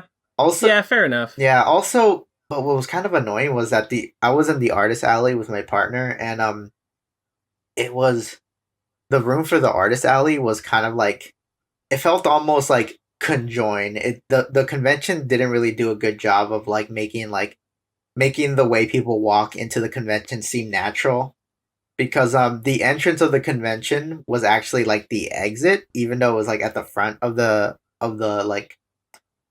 event center, and they had to make people like walk around, right? And then our section of the artist alley was kind of like it was right next to the hall, but you had to like I don't know, like it doesn't incentivize you to like walk into the artist alley. You kind of have to go out of your way to get to the artist alley, right? And there was only like a handful. There was only a handful of us there, and it was I mean, we probably could have sold more if this convention was more focused on comics, and but I mean them's the beans. But a couple as they say. Yep, them's the beans. But I fuck, I didn't even break even. I sold half of my inventory. Wait. What? Wait, what do you mean you didn't break even? Okay. Like, so what was did it cost money to table? Yeah, it did. It cost money. It was like Oh, you didn't cover the cost of tabling? That sucks. Well, it technically everything I sold was more than like like I did like break even, but then when I started adding the numbers of how much money I spent on like merchandise and it all kind of just tallied together, and I realized, wait, I didn't break even. So it wasn't like I didn't cover table costs. It's just I didn't cover like my merch costs. Like I didn't sell it enough. What do you mean? What do you mean you didn't? Okay, but you still got the merch left over. Yeah, I still got merch left over. Okay, so I guess if the goal in my head was I guess the goal in my head was kind of like to sell everything. I didn't reach Get it out there at least. That goal. Yeah. I printed a bunch of I printed like 60 like Villainverse chick tracks, which cost me like I have one. Yeah. I was gonna send you more, but I ran out at the convention. Oh, send me more. Oh shit. Yeah. Did you just give those out for free? Yes, and it cost me like it cost me like now that I think about it, it cost me like $45 to print all those out, and it was like 60 of them. Yeah. Because because to print out like 20 was like $15, which doesn't seem too bad, but like when you print out more and more, it's kind of annoying. And originally I print out like half of them through my home printer, but like ink cartridges like cost fucking too much, so I invested in those little like ink syringes that you like just refill the ink, and it worked. You know what I'm talking about? Yeah, so those worked pretty well until like I think I reached the limit of how many times I could inject my like ink into my ink cartridge, because it's like it's like so, I've never used those. Yeah, they're pretty cool. Like they do work, but there's like a limit to how many times you could inject your little cartridge with ink. I heard it's like around like 30 times you could do it. But is that cheaper than buying new cartridges? It is cheaper, but like if you don't do it right, you could like just fuck up the cartridge, and then you have to kind of bite the bullet and buy like just an actual cartridge from the store. It's so annoying. I wish they brought back those like ink subscriptions they used to have. Well, I think actually, you know what? I think there is ink subscriptions, but my printer is like so old they don't do it for that like printer anymore. And that's gotcha. Yep, that's frustrating.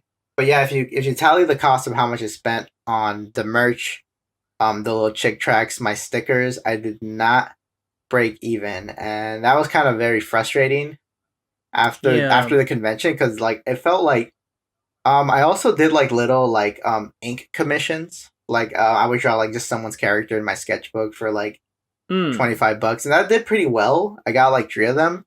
There was actually this older gentleman who was going around to every booth that did commissions, and he would pay for a commission. And what he specifically wanted, he wanted mermaids. He wanted everyone to like draw him a mermaid, right? But the thing is that what he did was that he came up to my booth and he gave me like a printed picture of a model in a Japanese school, like a Japanese girl school uniform, and she was like tied up, like she had those type of like bondage, those like rope bondages. You know what I'm talking about? Yeah. You mean like I think so. Yeah, like the BDM, like the Japanese kind of BDSM like rope plate thing they do. So we showed you a Japanese schoolgirl in rope bondage. And said, "Draw this as a mermaid." Please. Yes, exactly. And it wasn't hard, because like the way the picture was, like her like pose was like, okay, it looks like she's being strung up like on a fishnet almost, right? So all I had to do was just like not draw her legs and just put a mermaid tail under her skirt, right? And and the guy, like I told him like, okay, I'll have it done in under 2 hours, and he just waited for a while, and he told me like, you know what, I'm gonna be here the next day for the convention, just give me a den. And I'm like, all right. So I finished it. He came by the next day, and I showed him the picture, like, here you go. And he's like, okay, good. And then he like walked away after he got his picture. Like he already paid me the day before and everything. And then I see him go to the other booths to get like their commissions. But like I see that after he gets his art, he's like still talking to them, right? And I'm like, what is he telling them? And then I kind of like eavesdropped a little on like my next door, my neighboring booth, and it sounded like he was giving them like criticism almost. right? Oh. Like did they not draw the mermaid right? Did they? Nice. Alpha move. Alpha move. Establish expertise. Right. Right, because like he's just like, oh, draw this girl as a mermaid. Okay, so I literally just drew the girl as a mermaid. I don't know what these people did, or maybe he was really complimenting them. Maybe I wasn't hearing correctly. Maybe I did a garbage job and he didn't want to say anything. You know? Yeah. Who knows? Yeah. Who knows? I mean, I could DM those neighboring booth people because I do have like their contacts now. But yeah, who wants to do all that? Who wants to do all that homework? You know? Life's too short already. Right, exactly. And too difficult. Right. And painful. Life's too short to know if you did a good job. Right, exactly. Yeah. Fuck him. It's better not to know. It's better not to know. He already paid me anyway. I really don't give a fuck. You know how many commissions I half-ass that people like look at and be like, "Whoa, this is great, thanks," and I'm like, "Oh, you're welcome. You're welcome, gamer." Some people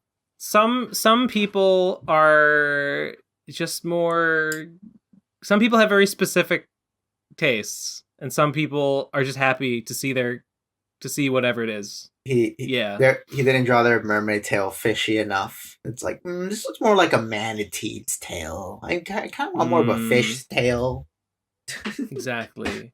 Exactly. Another funny thing is that the other guy who was selling his own independent comic was like 2 booths down from mine, and I overhear, and this guy like during the whole weekend was just like, I kept rehearing his elevator pitch for his comic like over and over again because he was telling everybody, and I mean I was doing that too, right, with my comic when like people came by, right? But but the first time I hear this guy's like pitch, he was like basically like, so in my story all the characters are immortal, and then I'm like, oh, that sounds kind of familiar, and then he said like, and there's also no heroes in my story, and I'm like, wait a second. I'm thinking like, is he describing Villainverse to these people? Is this Crook Crook Galaxy? What is this? Crook Dimension, Crook yeah. The Crook Cronies, the Crook Company but no, he was just describing his own, because then after that he's all like, also in this universe no one like regenerates back their organs if they're like ripped apart or something. And it's like, okay, he's describing something completely different because that doesn't happen in my story. And his comic is called like Immortal Era, and it was like about it was about like some sort of like thing happens where everyone becomes immortal, but it's kind of like the immortality. So it's 17776, the best comic ever made, right? But this looks more like, it seems like this guy's goal is to kind of like get some sort of Netflix deal or something, because this feels like something that would. Oh, good. Well, good luck, buddy. Yeah, okay. Because this seems like something that would eventually become like a Netflix deal or something. And apparently, one of his first artists he did the issue with, because this guy isn't the artist, he's just the writer, and he pays like several people to draw the comic. And they have that kind of like I don't want to call it like the Marvel or DC house style, but like it's a very like they want it to look as realistic as possible. You ever like seen those comics that like want it to look really like super realistic, and it's almost like these could be like celebrities playing these characters almost, you know? There's a lot of I can imagine. Yeah, there's like a lot of comics in the wild that are like comics that were like intended to be pitches for shows, you know? And this kind of this kind of feels like it. The guy seemed cool. I was talking to him, but his comic wasn't something I was super interested in. He didn't sound super interested in Villainverse, so I guess the feeling was like mutual. So yeah, that's fair, I guess. If you I was thinking about this. I never make anything with an eye to like, oh, maybe someone will adapt it. Oh, maybe someone will pick this up. I've never even thought about it in my life. Is that like, I don't know. I mean, somehow I managed to. I guess I would call them remember- like comics have been profitable more or less. I mean, not like Your comics are anti-Netflix, if you will.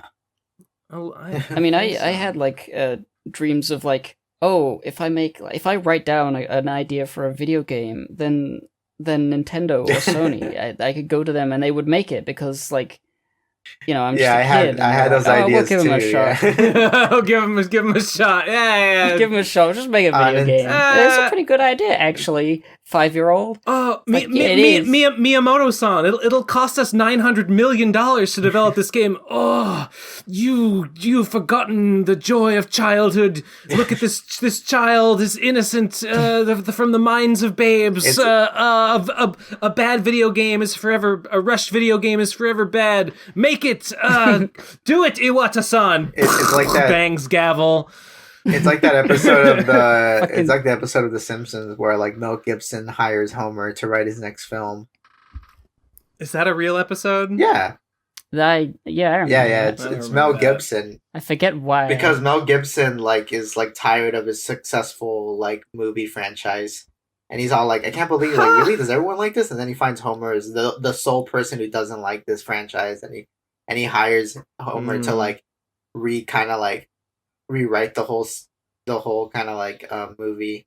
It's the one episode that ends with like the dog that's looking like sideways, like kind of like the dog with the shifty eyes. Dog with shifty eyes, right? You remember that? Wait, that's the episode with the shifty-eyed dog? Because that was Homer's idea. Yeah. He said like at the end of the movie. I don't remember that I remember the dog. I don't remember that episode at all. I don't remember that plot even a little bit. It's because they go to Hollywood. I think it takes place all in because Mel Gibson like hires Homer. They go to Hollywood, and Homer's the one who says like, and the villain at the end of the movie, the real villain is going to be revealed as this dog who's going to look very shifty, looking back and forth, and that's how the audience is going to know they're the bad guy. Sure. And then they shoot it down, but then there's a real dog. Yeah, then at the end of the eyes. episode, the real shifty-eyed dog shows up. Yeah, I only remember that gag. Mm-hmm. I remember the gag that I liked from that. I don't know why I like it so much. Mm-hmm. It's like Mel Gibson comes to the Simpsons house, rings the doorbell, he opens it. He says, "Hey, you're Homer Simpson. I need you to come to the thing." And Homer says, "Oh, you had me at hello." And Mel Gibson says, "I didn't say hello." Yeah, because he didn't. Yeah, and it is like, I don't know. I don't know why that stuck with me. That's great. That's great. So anyway, That's a good joke. Oh, it sure is. Simpsons always gets me a chuckle. Always gets me a laugh, a guffaw out of me. But I wanted to ask you, Ben. How do you feel about because what I'm gonna do because I got 2 more conventions lined up because I like doing conventions, but these next conventions I'm gonna make sure I break even and not like spend a crazy amount of money. Yeah. But how do you want to do like a trade, Ben, where if I send you some copies of Villainverse and you send me copies of Vapor, I will sell them at my booth and I'll give you a percentage. Do you think that's something you'd be interested in? No.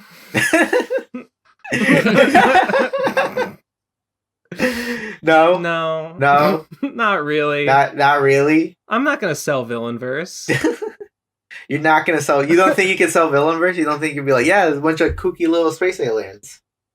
I don't even have a con that I'm like planning on going to anytime soon. Is conning something that you so you're not super interested in conning and going to No, con? I am. It's just there aren't like the only one that I'm aware of around here is Mice. And that one is not scheduled yet. I don't know. I'm out of Vapors 1. I need to reprint Vapors 1. I have no copies of it left, or I have like 2 copies of it left. Yeah, I don't know. I think if I'm tabling, I'm gonna sell my own stuff. Like I got 30 seconds. I got seconds to pitch to someone who's wandering by my table, right? And they're like, "Here, what do you got?" And I'm gonna tell them like, "Here's my comic." I don't have time. I don't have time to be like, "Oh, and here's this other comic by some other guy, and let me tell you about that." Right? I mean, my thing is that if I have like a variety of comics, that kind of incentivizes people to like stay a bit longer, right? And also like I like the idea that like there's copies of Villainverse being sold in other parts of this country, right? I have a friend who like lives in I think in Massachusetts also. Another person who I talked about this and they said they're down. They're gonna send me a couple copies of their. They're just gonna send me like 3, and I'm gonna send them 3, and it's like okay, like you don't have to like push this on people, but it's like if people ask about it. You know what? If look, it's up to you. It's up to you. Like you don't gotta say yes. It's just something. I wouldn't want to worry about like a percentage or anything. If we just trade. We'll just trade copies, right? I guess if I was gonna table, like I gotta fill table space with something, right? There's when it maybe when I reprint Vapors 1, like, maybe it could just also give you like I don't know like 10 copies of each, I guess, or something, and then 10 might you give me 10 might be too much. You can give me like 5 copies of each. Okay. I mean, yeah. Why not? What I do? Why not? What I gonna do is just send out like issues 1s, and then in the back it just tells you how to get an issue 2. Because that's kind of something I learned from other people, like who are kind of smaller, is that they don't really like do the other issues. Because then it's kind of harder to sell the other. Like if you do like a bunch of like if you print out like a bunch of issue 2, but like no one really has an idea of like issue 1. Yeah, right. So I mean, sometimes like I do have a bunch of spare issue 2s, 3s, and 4s, and I'm thinking like for the next con, I'm gonna find a better way to display all those.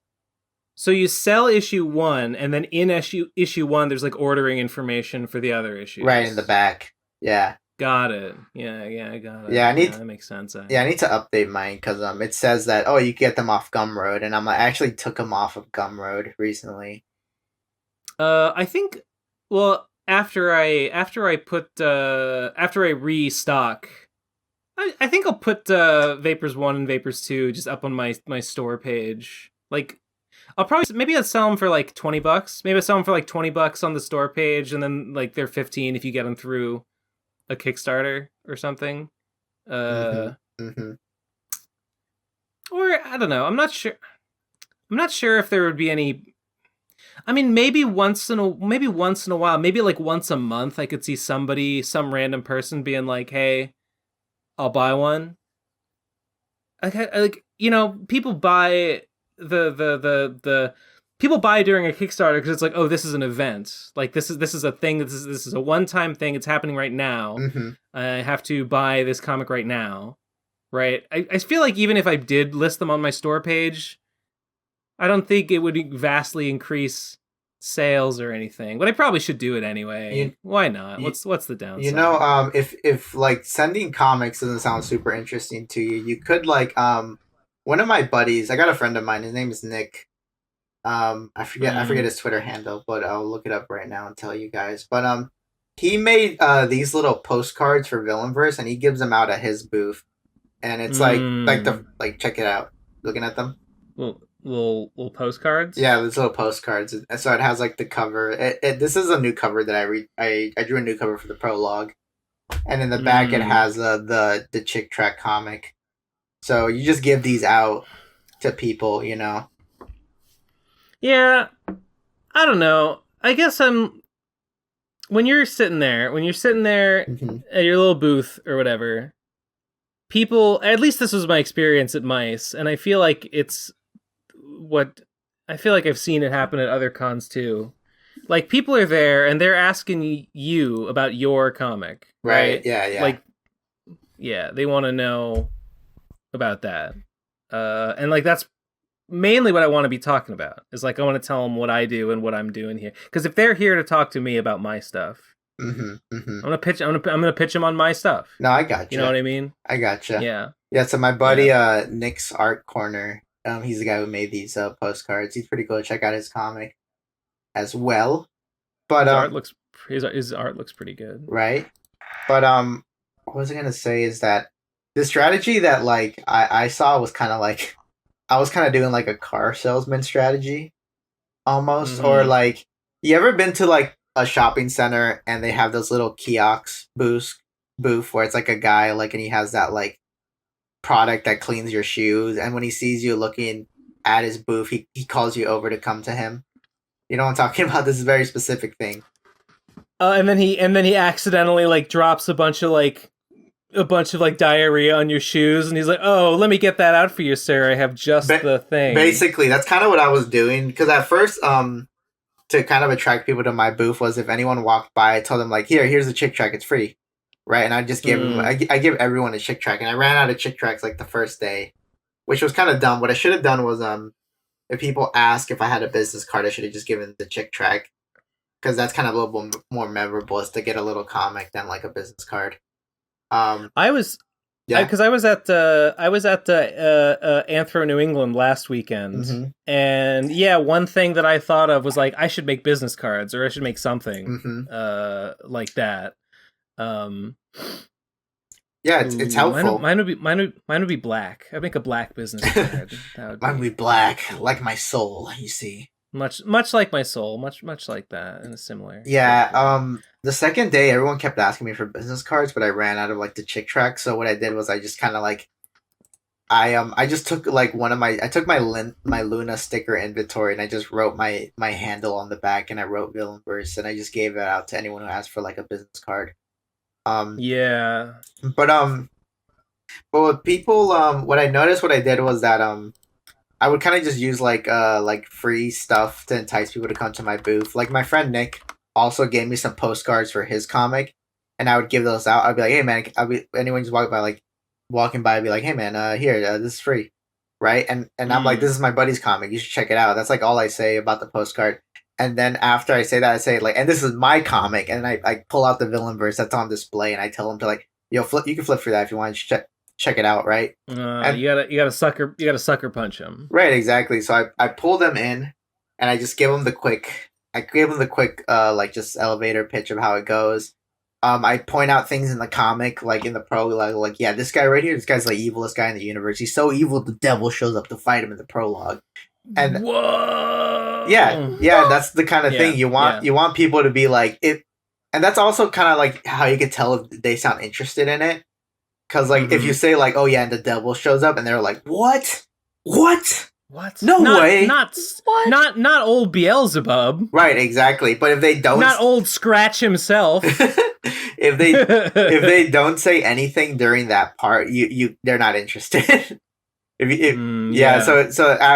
depending on their reaction, if they sound interested, I keep going, and I try to sell them more in the book. Yeah. But if they sound uninterested, I just kind of cut the pitch short and just say like, I go to my other things. A lot of people kind of just like supporting local artists, right? So you got to mention like you got to mention like that you made the book all by yourself, and that you're a local artist, because people just like, they might not like really dig the story, but they might like the idea of just supporting local artists, right? And I think a bunch of people that bought books from me at Mice were just like, they were kind of just there to buy everything. They were kind of just there to support everybody there. Just whatever anyone's got, like, yeah, I'll take one, I'll check it out later maybe, but like I'm here to spread money around in the local indie scene. Yeah, that's epic. That's epic of them. I also thought of another strategy that was kind of too late to do, because I already had my price on my shelf of how much everything costs. But my strategy was to I'm selling the book for $17. But yeah, I mean it's a hefty-ish book, right? Right, yeah, it's like 42 pages. But what I should have done was sold the book for $20, and as I'm going for the elevator pitch, I tell them like, you know what, dude, I'm down to sell this to you for $17. Like, you don't got to pay the 20 to make it seem like they're getting a deal, right? Do the car salesman sing and dance, right? Yeah, I mean, why not? It's a nice little I think probably some people I think probably there might be a few people who'd be like, well, if it's, he's giving me a discount. Well, yeah. Right, exactly. Yeah. I guess. I can't not do. I think if I remember correctly, at Mini Mice, I sold my books for less. I think I was selling them for 10 each, which is less than I was selling them for on Kickstarter. Right. Which is okay. I mean, it's still a profit, but like, yeah, I sold them for cheap. I sold them for cheap there. Just because I wanted people to buy them, just because I wanted to move product, and I guess it worked more or less. Another thing that like should have been kind of obvious from the get-go, like this is the most obvious thing ever when it comes to like selling at a convention, is that people are attracted to the things they already like, you know? So, for example, there was a guy next to us who does this kind of like, he does like, he recreates like images of characters from like video games or anime, but he uses like an ink brush to do the art, right? And it's literally just like, it literally just looks like he printed out these images and he just clicked on the ink brush filter on like Photoshop or something. But he sells like these like huge, like, look, I'll show you a picture of this guy. But he was like right next to us. And I don't even know if I want to call it like an art style. It's more like an art filter that this guy is doing these like pieces with, because look at that. That just looks like the official art, but he just recreated it in ink brushes, right? He does it like with physical ink? Well, I think he says he does.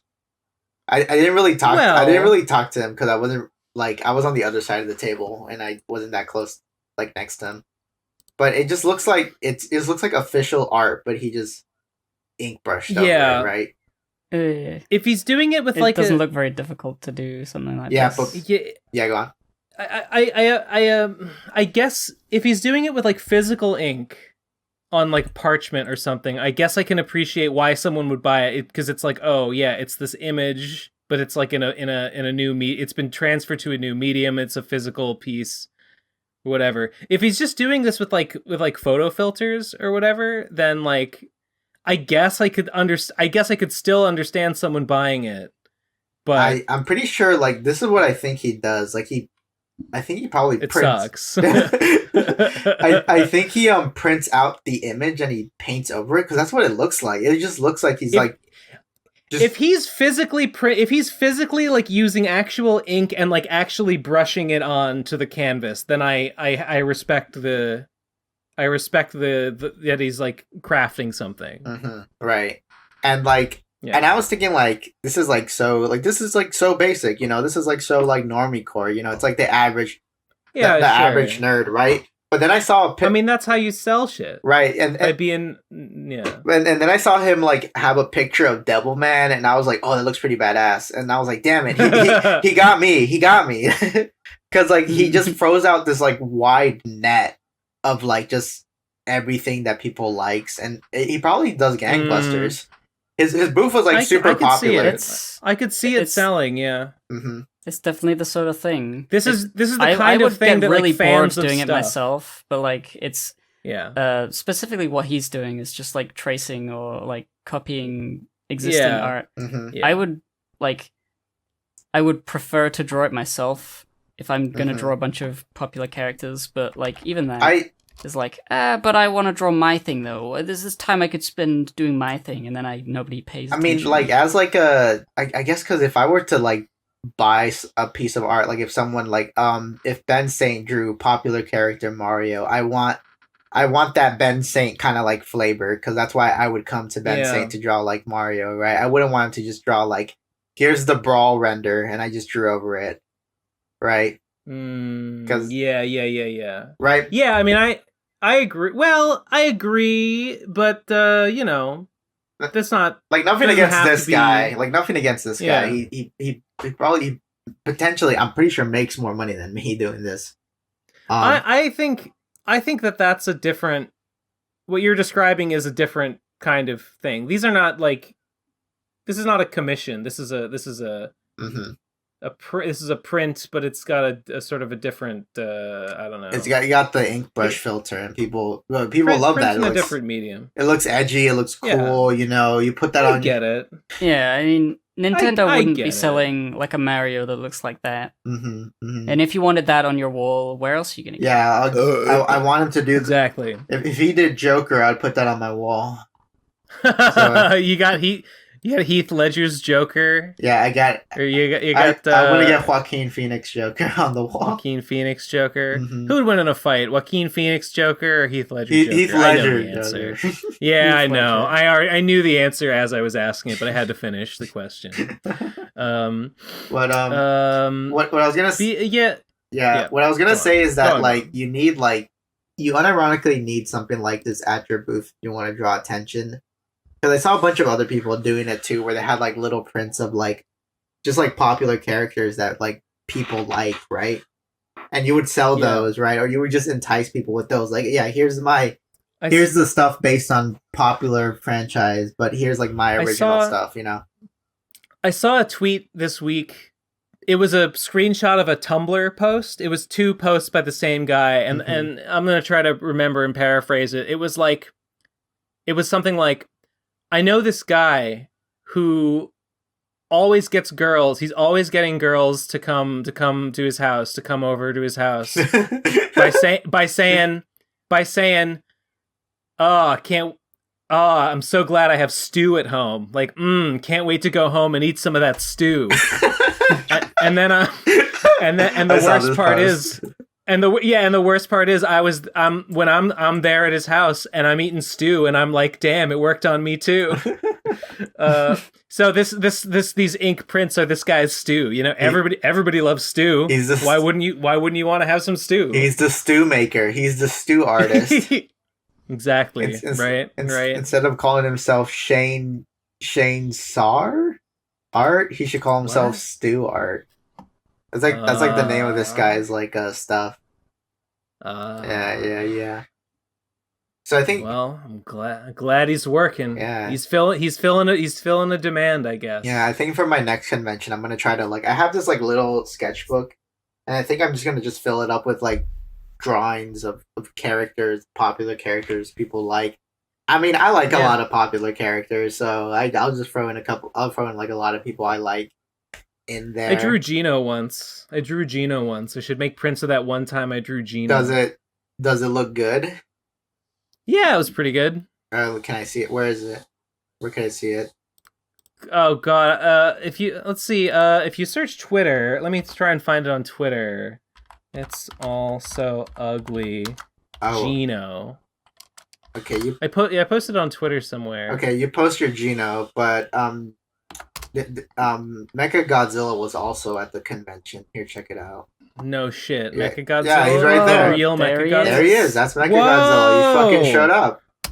Holy! I thought he was holding the chainsaw for a fucking second. crap. No, that's a Chainsaw Man cosplayer. Oh, this is good, Ben. Yeah, you should make prints of this. I think think this is pretty good. the piggies will slop this up if you make pictures They of it. will. They would eat this They up. will. They'll be like, Gino. And I want their slop. I want them to slop all over me. There's gonna be slop all over me for Gino, baby. There's gonna be a guy in like the Triforce, the green Triforce shirt with the like khaki shorts who comes up to you, and he's like, "Oh, Gino for Smash, am I right, bro?" And you're gonna be like, "Yeah." And I'll be like, yeah, who's your man, bro? And he'll be like, Incineroar. And I'll be like, you can't. And I'll be like, my products are not for you, sir. I'm gonna have to ask you to leave. Leave my establishment. Fuck away from me, asshole. Oh yeah. Also, at the con, there was this root. Oh, Shulk. Oh, I like Shulk. Fuck you. Yeah. That's a Smash guy, right? Yeah, or I thought his name was Shulk. Shulk? Shulk, sorry. Oh, I'm thinking. Sorry, there's a manga called Shulk. Isn't that what they do to clams? Like when they open them and they like take out the meat, they shulk them or they shuck them. Yeah, they shulk it right out of They there. shuck them. Wait, shuck them good. They shulk them. No, it's Helk. They shuck them. No, it's Helk is the manga. Okay. Yeah, draw Yeah, some Helk, the infamous oyster shucking manga. draw some Helk. Helk is the manga. Helk is the manga about the one mortal guy, the big fucking Hercules mortal guy who goes to the demon world to compete in the Demon Olympics to choose the new demon president. And everyone loves him. I remember that. Because he's the human who runs on the I hate humans platform, and all the demons are like, hell yeah, bro, we hate humans too. We're gonna build a wall, keep all the humans out from our underworld. Keep all those filthy humans out. Exactly. We're gonna build the ceiling. And we're gonna make the humans pay for it. Yeah. So also at this convention, there was this Rubenesque gentleman dressed up like Froppy from My Hero Academia. You know, the frog girl. Yeah. Yeah. So he was dressed up like her, and this guy, like, he came by my booth and we talked, and he gave me this sticker that he made of this guy is like the antagonist of his like comic, but he never told me where to find his comic. So if anyone knows, like, I love this sticker, by the way. This reminds me of, I don't know, remember one time, I think I talked about it on one episode, so I wouldn't blame me if you didn't know what I'm talking about, but Crack gave me a, like, scrawled drawing on, like, a piece of brown paper bag that he got from, like, a artist convention for like mentally challenged people or something, like outsider artists with like who are like from like they're like institutionalized. And some guy drew his like edgy his edgy like Shadow the Hedgehog guy complaining about some dude he knew who didn't bail him out of jail one time.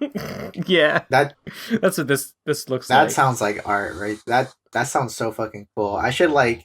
It was so cool. It is. I have it here in my... Well, it's not hanging up. I should hang it up. I don't know why I didn't hang it up. It's on my shelf. I should commission, like, some ex-con to draw, like, a cover for Villainverse. Because it'd be kind of cool. Like, ooh, ex-con cover. Right? Yeah. Yeah, that's an angle. Yeah, that's a gimmick. I need... But I think I need to like make my booth kind of stand out a little bit more. I all the other booths had like this whole giant like there was a booth next to us that had this whole like these grates, had these like metal grates around their like booth with all their like images, like it was like display images for all the prints they sell, right? And like that's like easy and identifiable. Like if you see it across the room, you see your favorite anime character, right? And and the thing is, like, I don't necessarily draw popular stuff. I always want to push my original stuff, right? But if you had like, let's say the stuff you made had like a popular character on it, and if you could find a way to kind of display it out there, that could attract like people, you know. You know what you should have? You should like 3D print or otherwise try to find a way to like create that golden skull medallion necklace thing. Oh yeah. Wear that. Oh, actually, at the 99-cent store, there was like a plastic like skull like chain that was like a skull with the crossbones like that looked very similar to that, and I was like, oh, I should buy this and like use like gold spray paint to like make it, and then like make a bunch of fake jewels and put it on it, you know, because that'd be pretty fucking good. A guy who was selling video games at Anthro New England, from whom I purchased. Did I say what I bought a copy of? Well, neither of you guys were on last episode, so you don't know what it... yeah, I purchased a copy of Bart's Nightmare for the Super Nintendo for $30, which is a reasonable price. I looked on Amazon to make sure that I wasn't being ripped off. I was not. Bought a copy of Bart's Nightmare. He had 3D printed stuff there. He was selling some 3D printed Pokemon stuff. He had 3D printed Cubone skulls. He had 3D printed Porygons, shiny and non-shiny. He had a couple of different things. I forget. There were more. There wasn't all Pokemon, but yeah, he just had a bunch of junk that he'd 3D printed. It was like hell yeah. For the Porygon, it worked perfectly. Like it looked digital and like. Yeah, looks like a Porygon. That's pretty didn't epic. Didn't look bad for the Cubone skull either. It was that. I was like, damn, look at all this shit. It looks neat. Looks kind of neat, actually. I'm thinking about getting one of those big like cardboard, like you know how people could just print anything on a cardboard stand, right? Yeah, like we did with Gino at Radcon 4. Radcon 4. Yeah. So I was thinking, I was trying to think which number it was. I want to like do this into a 3D stand and put it on my booth. Looking at this image right now. What will he have on the paper? Villainverse. read Villainverse. I cut it out so I can make it a stand that he's like holding Villainverse copies, so people can just like grab them and check them out, right? That would work really well, actually. Yeah. That's really funny. That's really funny. I might just recreate it. Maybe make it. Everybody would be talking. Everybody would be talking about. Did you see the Kanye booth? Did you see that guy with the Kanye standee? Yeah. Oh god. Genius. I'm thinking I might get like maybe negative attention if I use just Kanye there. But well, isn't this like a meme? I think it'll have that meme value, right? It's still Black History Month, so you can still use him. After that, sure. You're not allowed. Yeah, you're right. But I'm thinking maybe like Pasta the Clown, and like it is like a little stand where I put my comics, because hopefully by the next convention that I'm doing, which is going to be like in April, there is another comic I want to like make, because I think it might get like a lot of eyes on me as kind of like a meme, you know, like I'm thinking like I need to do my own like Mr. Boob Eyes on Me, Final Fantasy VIII. If you're gonna talk about the Kanye song Eyes on Me, no, which is based on Final Fantasy VIII.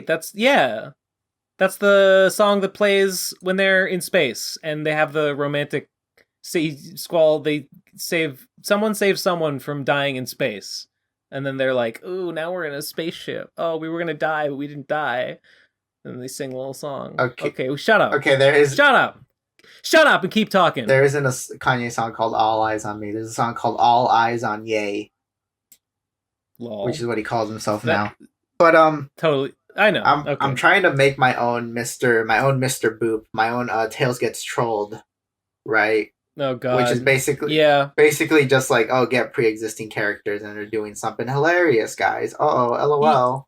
Yeah, wow. Sure. I mean, I guess it's a tried and true formula. Right. But okay. Oh, it's your own Scoob and Shag. My own Scoob and Shag.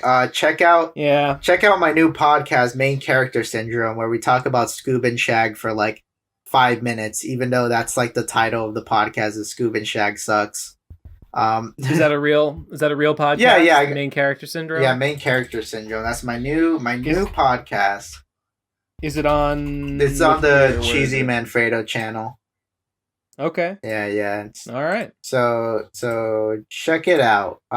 First episode, I got TectonicImprov and King Protus. I don't know those guys. Yeah. This guy's pretty cool. This guy's pretty baller. Those guys are they're pretty quirked up white boys with a little bit of swag, both of them. Yeah. But what I was saying is, I've told other people about this, but what I want to do is I want to do a comic book adaptation of the opera Pagliacci, right? But I want to replace all the characters with Ronald McDonald characters. Because I think that would be pretty stellar. And I don't know the story of Pagliacci. Well, you know, you've seen like all the parodies, right? Where it's like a clown like doing opera, right? Sure. So yeah, the Pagliacci story is very simple. It's very short, and there's only 2 acts, and it all happens in the span of a day. But basically, this clown gets cucked. This actually happens. He gets cucked, of course, and then the second act becomes like this meta kind of thing about him getting cucked, and it ends in tragedy. So he gets cucked the whole time. He finds out he's been getting cucked. Oh, yeah. He finds out he's been getting cucked, and then after he finds out he's been getting cucked, he sings that iconic opera song that's all about like the song is basically like, oh, you gotta laugh, Pagliacci. You gotta laugh because the show has to go on. Even though you're sad, even though your heart is broken, you gotta laugh. Inside my heart is breaking, my makeup may be flaking, but my smile still stays on. Right. Unironically, yes, that is what that song is. And and because like the thing is that he has a comedy troupe and they go from town to town and he's considered like the king of the clowns, right? And and he comes into this town and like everyone's happy, but then he finds out that his bride to be actually has a secret lover in this town, right? Right. Yeah. And then he goes to the doctor and he says, "Doctor, I'm depressed." And the doctor says, "Hey, Pagliacci's in town." Hey, that scene doesn't. I actually don't know where that's from. That scene is not famous scene from the opera. Doctor, I'm depressed. This might cheer you up. There's a webcomic called Villainverse. It's pretty funny. But doctor, I am Villainverse. No, but doctor, I fucking hate Villainverse. Villainverse sucks. Yo, Villainverse sucks. What do you think I'm saying? Yeah. Oh my god. No twist. Like, but doctor, that webcomic blows. Oh, sorry. Well, can't help you. Bye. No joke, doctor. But I'd rather read Slime and Punishment than read Villainverse. Oh god, no. But yeah. So the second act, after he finds out he gets cucked and he sings the iconic song, the second act is like his comedy troupe performing. And it's basically a skit about a guy getting cucked. So that's the meta part. Is that the second half is like a whole skit of like a guy getting cucked. But the guy getting cucked in the skit is like Pagliacci playing a person getting cucked. And the kind of thing that happens is that over the course of the skit, he starts to become serious about it. Like he starts to like really like asking like who did you sleep with? What's the name of your lover, right? And and at the very end, the audience doesn't know if it's serious or not. They keep laughing because they think like, "Ha, this is funny," right? Mm-hmm. They're like, "Ha, this is a pretty funny bit. I like how serious they're taking it." It's man. Then he pulls out a gun. What a juxtaposition! This clown is asking these hard hitting questions. Right, exactly. And then at the very end, like Pagliacci is gonna like stab his wife to be because she won't tell him the name of her lover. Right? He's like, "Oh, you better tell me, or I'm gonna murder you." Right? It's like Othello, but with a clown. Right, exactly. And then like as he's froze his arm, ready to stab her, like it's gonna go in, it's gonna plunge. Her last words, she screams out the name of her lover as she dies, right? And then and then her lover shows up, and then Pagliacci like stabs him too, right? And everyone in the audience is all like, "Oh fuck, this is real," and they run out, right? And there's Pagliacci like alone in the tent. And I think there's other people there like of the comedy troupe just looking at him. And then Pagliacci turns to the audience and says, "The comedy is over." And then the curtains come down, and that's the end of the play. So imagine that as Ronald McDonald. I think it'd be pretty funny. Yeah. What would it be? Would it be? I feel like you would need to like fast foodinize the cucking, so it's not like a person. It's just sort of like you stole the ingredients for my chicken nuggets. He's like my secret Krabby Patty for instead of a play, it's like a commercial. Like it's in a commercial or something. I might do that. The thing is that the reason why I chose the Ronald McDonald cast is because like they each like main core member of the Ronald McDonald can play a role in this. Right, like Ronald is Pagliacci, and I forget the name of his bride, but she could be like Birdie, Birdie, and then the guy who cucks Ronald could be the Hamburglar, right?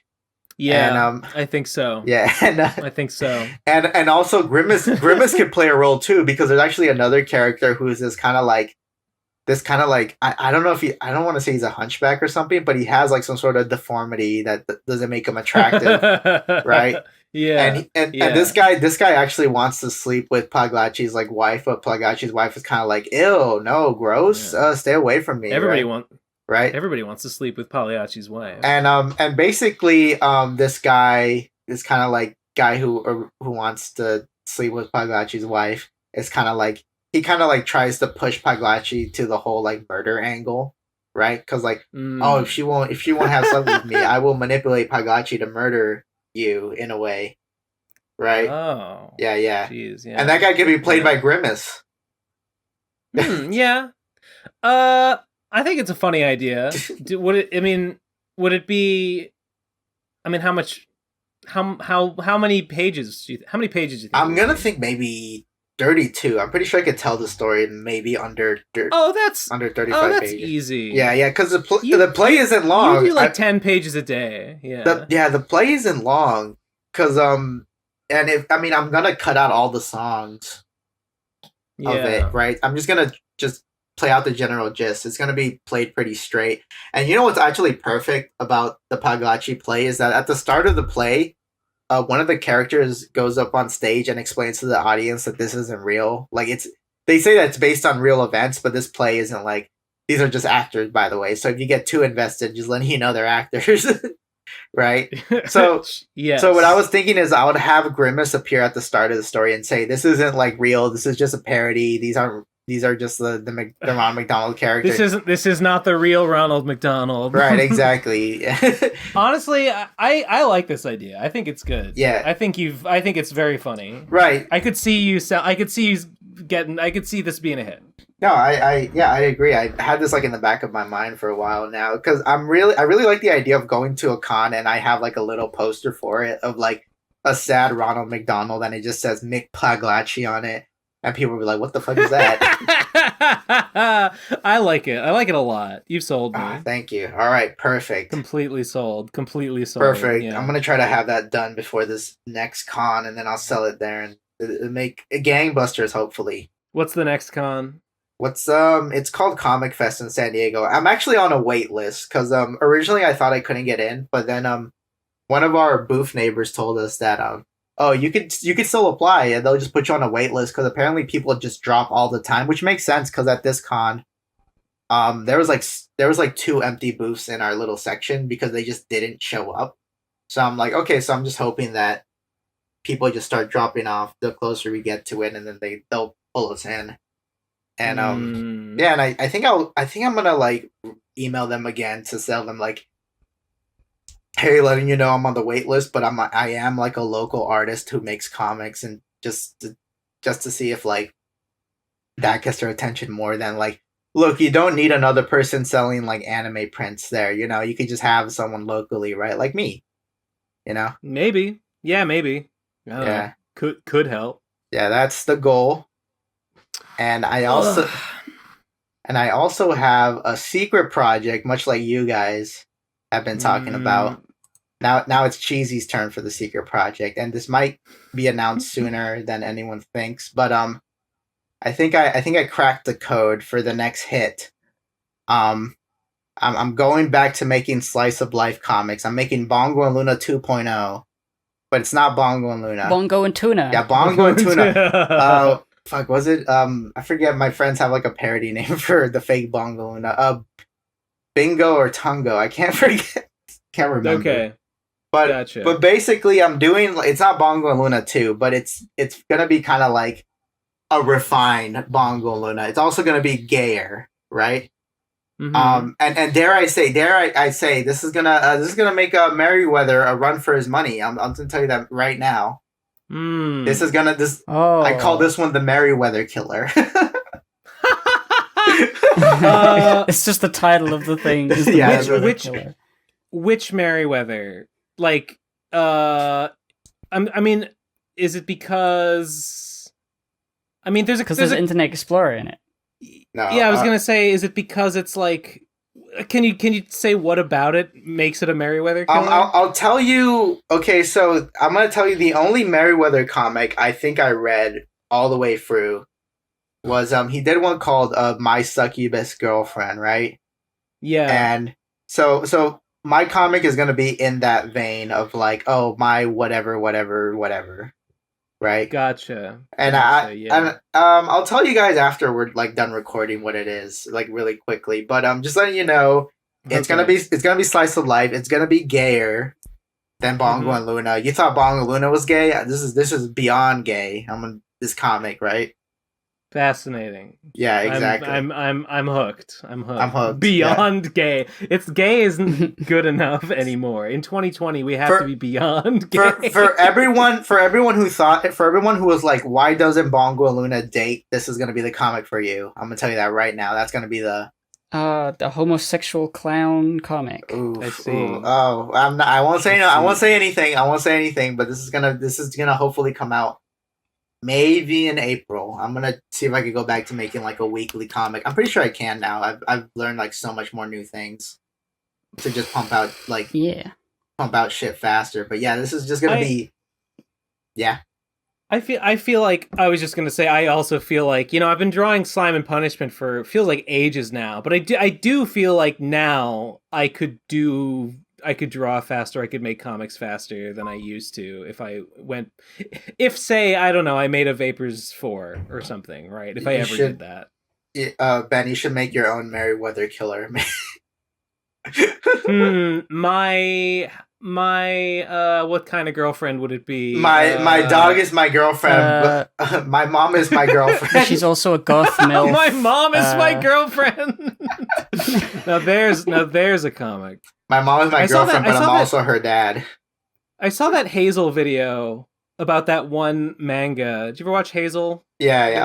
I love Hazel. Hazel's pretty good. You seen the one about the kid who's in love with his mom? Yeah, because he's like secretly like the reincarnated like husband or something or some shit like that. He's some sort of like genetic memory flashback thing going on. Yeah.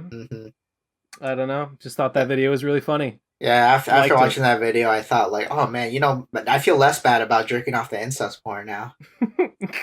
Somebody else does it. Trans people do it too, so it's progressive. I don't know what the fuck I'm talking about. Trans people do what? I don't want to talk about this anymore. Trans people want to fuck their mom. That's what Ben's saying to say. That is what I said. Oh God! Oh, Chris Chan did. No! Oh no! Yeah! No. Woo! Brought it back. Circled it 180 degrees. We brought it full circle, 180 degrees, baby. All right. So just letting you know, if PCP is too problematic for you now, you could always watch Main Character Syndrome, or as I like to call it, the PCP Killer is gonna. This is the name of my new podcast. It's gonna destroy. I'm gonna finish PCP, what. Yeah, go on. To call something a PCP killer is to imply like the PCP is like you could be so it's so frail, has so few hit points. It's just the slightest gust of wind. We're like Mr. Burns with so many diseases that we are not dying of any of them yet, but even the slightest breeze could would destroy everything. Yeah. It's I'm gonna finish what Trixie started. Please. Finally. Okay. Well, I don't want to rush anyone, but we've been going for 2.5 hours, and I feel like voicemails are coming soon. Yeah, I agree. What do you think, Gib? Anything else, Kevin? Yes. Yeah. I don't really have too much else to say. You could go with the I guess I had a topic, but I could leave it for next time. No, you could go ahead and say it if you want to say it this week. Well, it's just about I've been playing a video game. I've been playing Animal Crossing Pocket Camp, but like, it's not really that interesting. Wait. Yet. I don't know what Pocket. It's the mobile version of Animal Crossing, which is basically exactly the same. Is it new? It's fun. It's been out for a while, I think. You played the old Animal Crossings, right? Like before New Leaf, or before New Horizons. I've never played a single animal. Oh, okay. Haha. So, Pocket Dimension. What did you call it? Animal Crossing Pocket Camp. So Pocket Camp is identical. You're saying it's very much like Well, from my understanding, you gather things, you shake trees, you fish, and you catch bugs, and then you give it to animals, and they say, "Wow, thanks." Yeah. And then you become friends with them, and then you invite them to your campsite, and you can craft furniture that they like, and then they're like, you put a microphone down, they sing at it. It's cute. It's been consuming my life. That's all I have to say about it, really. It must have some differences from New Horizons, right? I would, yeah. I mean, New Horizons, you have an island and you can like sculpt it. Yeah. in Pocket Camp you have like a grid-based campsite, and you can put tents down, 2 different like amenities, and then a bunch of like furniture in this large area, and then you can invite like 10 animals, 10 I think animals at a time can just be in there, just hanging out and talking, chatting and like eating the food. Nice. And you get like little quests to get like, oh, I need like a fucking stick insect. You got any of those? And I do, and I give it to them, and they say, "Wow."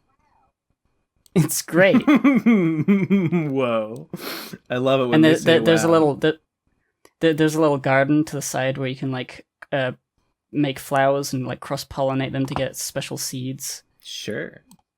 Ooh. Ow. It's fun. You know what? Didn't just a couple of like hours ago the new Pokemons got announced for the next generation of Pokemon? But they just released a new Pokemon.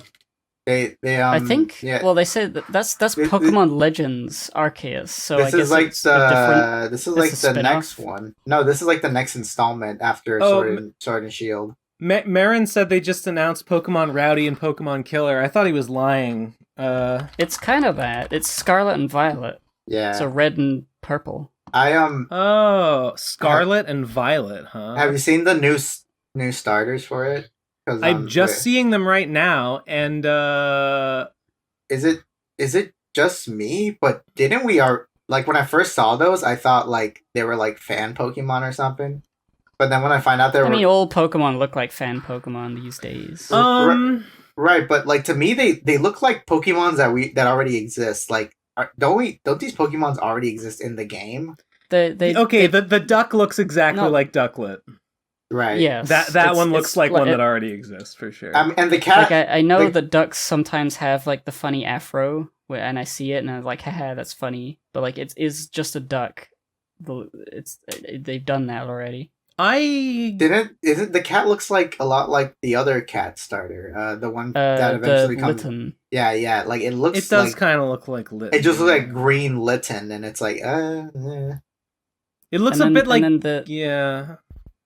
And then the middle guy, the fire starter, looks like an apple. Yeah, he's like a sliced in half apple. He looks like the little dinosaurs from Bubble Bobble. Yeah. Oh yeah. Wait. These just feel like Pokemon we already got. Whatever. They do a little bit. I mean, isn't there like literally a Pokemon that is just an apple? Oh, there's Appleton, and yeah, there were some Gen 6 or 7. There were some Gen 7 Pokemon that are just apple dragons. Mm-hmm. Yeah. Yeah. There's yet another apple-looking guy. I guess I guess I'm curious, like why the fire guy is a plant. That's unusual, but like sure, whatever. Yeah. I know the new game takes place in some sort of like Spanish inspired like country or something. So maybe it's something to do with there. I mean, I don't know. I haven't played a Pokemon game since Soul Silver. I haven't played a Pokemon game since Sun and Moon. I haven't played one since Sun and Moon. Haven't played a good one since Black 2 or White 2. I might play Black 2. I played Black and then I played White 2. Yeah. I might play with Platinum. I kind of want to play Platinum at some point. I might do that in the future. So I probably won't play these unless everyone says like, "Holy shit, they revolutionized it." People say that about Arceus. Yeah, they love that game, but like, yeah, seeing people really like Arceus made me a little bit like kind of want to try it because like it seems like people liked it a lot, and it did look a little bit different, and like, yeah, that's kind of what I was hoping for in a Pokemon game. So I don't know, but I don't own a Switch, so like whatever. What am I gonna do? Nothing. It's like, I know Pokemon Go is like the Pokemon game on mobile, and I guess they have a few other like mini games, but like I feel like it wouldn't be very difficult to make a 3DS style Pokemon game for mobile. You know, like X and Y sort of level of 3D. Mm-hmm. I just would not buy a Switch because it's a fucking thing I have to get. But the reason I get Animal Crossing Pocket Camp is because I just download it. I was like, I wonder if there's an Animal Crossing game that I can play on my phone right now, and there is, and it was great. Everything should be on phones. I am a fucking mobile gamer. I'm a mobile gamer first. I'll say, these Pokemon, these new starters, they don't really look like Pokemon. They have the bit of look like Digimon syndrome to me, or they look like I mean, whatever. Nah, that's fine. It's not that bad. I like them better than Grookey, Sobble, and Scorbunny for sure. I remember we had a very similar problem to those designs. Their silhouettes look too familiar. They they really all look like they're like the same base creature that's just like different color. Yeah. I hated that. Yeah, here at least it's like one's like a 4-legged creature, one is like 2. Yeah. The other one is 2, but it has like longer arms. And the head shape is different. Yeah, there's more variety in their silhouettes, which I like. But the little kind of, I don't know. Like what I think, like, what's the point about complaining about Pokemon? I don't play the games. Yeah. There's already like 10 million fan art for all these characters. I saw way more. I had to scroll past a shitload of fan art before I found the official images. I'm looking at this. Okay, here's my problem. The new trainers, their hat way worse than the hat that the Sword and Shield trainer was wearing. They look too young. What is the girl? They're always supposed to be 10, aren't they? The girl in Sword and Shield was wearing. Game. The girl in Sword and Shield was wearing that like flat green Scottish hat, the clodhopper or something. Mm-hmm. It's called. You know what I mean? That was way cuter. What is this fucking cowboy hat shit? They look too much like school children. They are dressed like the school uniform. I guess in recent years it's been a bit ambiguous, the age. Like it's always been. Initially, it's like, oh, when you're 10, you go out and you do your Pokemon adventure. You just don't understand. Playing the game. The protagonist is around that age. You just don't understand Spanish culture. Everybody dresses like this over there. Adults dress like this all the time. Get James, whatever he calls himself now, on the podcast. Give his take about this Spanish culture-oriented Pokemon game. James? I think James he used to go by Lemon Tart. Yeah, he used to go by Lemon Tart. Oh, or Tarty Art, I think they like to be right. Formerly Tarty Art. Yeah, I remember now. Yeah, he'll tell you. This is just what he wears every day. So yeah. But what was I gonna say? Yeah, I'm gonna post this picture of the new trainers on Twitter and caption it like, "Oh man, I am not looking forward to the porn for these guys." Nope. Yeah, that sounds like a post you would make. They're a little too young for me. That's what I'm saying. The other, yeah. I mean, they're all kids. I guess Clodhopper girl was kind of like. She still makes the rounds. You could sort of imagine she was any age, really. Like she's an anime character. She doesn't look. Mm-hmm, mm-hmm. She's not dressed like a little kid. Like these kind of are. Yeah, I see what you mean. Yeah. So I can't. Whoa. I can't wait till they start dropping the gym leaders to see which one is going to be the porn gym leader. Which one was the porn gym leader in Gen 7 or Gen 8 rather? The last one was hold up. If I scroll I have not seen any fan art at all of any of like the characters from Arceus. Really? No, nobody cares about. I seen a lot of fan art of like the rival girl with the red hair. There's a lot of art of her. There's a lot of art of. I have never seen it. Really? I guess I'm not really like. Yeah, I guess you guys aren't on the NSFW side. Like, oh yeah. Probably not. I have seen like a lot of of that. I retweet it every time. Oh yeah, so I guess another news. Go to my NSFW account, which is a creamy pasta TC. I have a Patreon for that. I'm selling some new Luna stickers. I think you guys would dig it. Have you guys seen the previous ones where she has like hard eyes and she's doing the peace symbol and the Hiago face? I'm not sure if I've seen that sticker specifically. Well, good. Don't. Those are old. That's old. Okay. This is the new one. This is the sticker you're gonna want. Damn, the gradient. Right? Yeah, exactly. Smash. That's exactly. Yeah, Graveyard Smash is the name of the Luna porn comic series I've been doing. Oh, I saw her fucking a werewolf. Yeah, she fucks a werewolf in the first one. Sorry, spoilers. I saw that. I did. Yeah, she fucks a werewolf, and in the second one, she fucks a ghost girl with a penis. For all you ghost girl penis lovers out there, that's me. Yeah, exactly. And depending if I want more money, I'll make another installment. In the future, I'm thinking about depending on if I want more money. Yeah, exactly. I mean, yeah. True. Yeah. True, though. Yeah. So just check it out. I mostly just do porn commissions nowadays. You should everyone out there should follow me on the Creepypasta TC and commission me. I am currently about to be late on my rent. And also, oh man, I guess I'll make this a quick story before we go into the questions. But so guess who owes like a shitload of debt? Because one of my roommates just disappeared.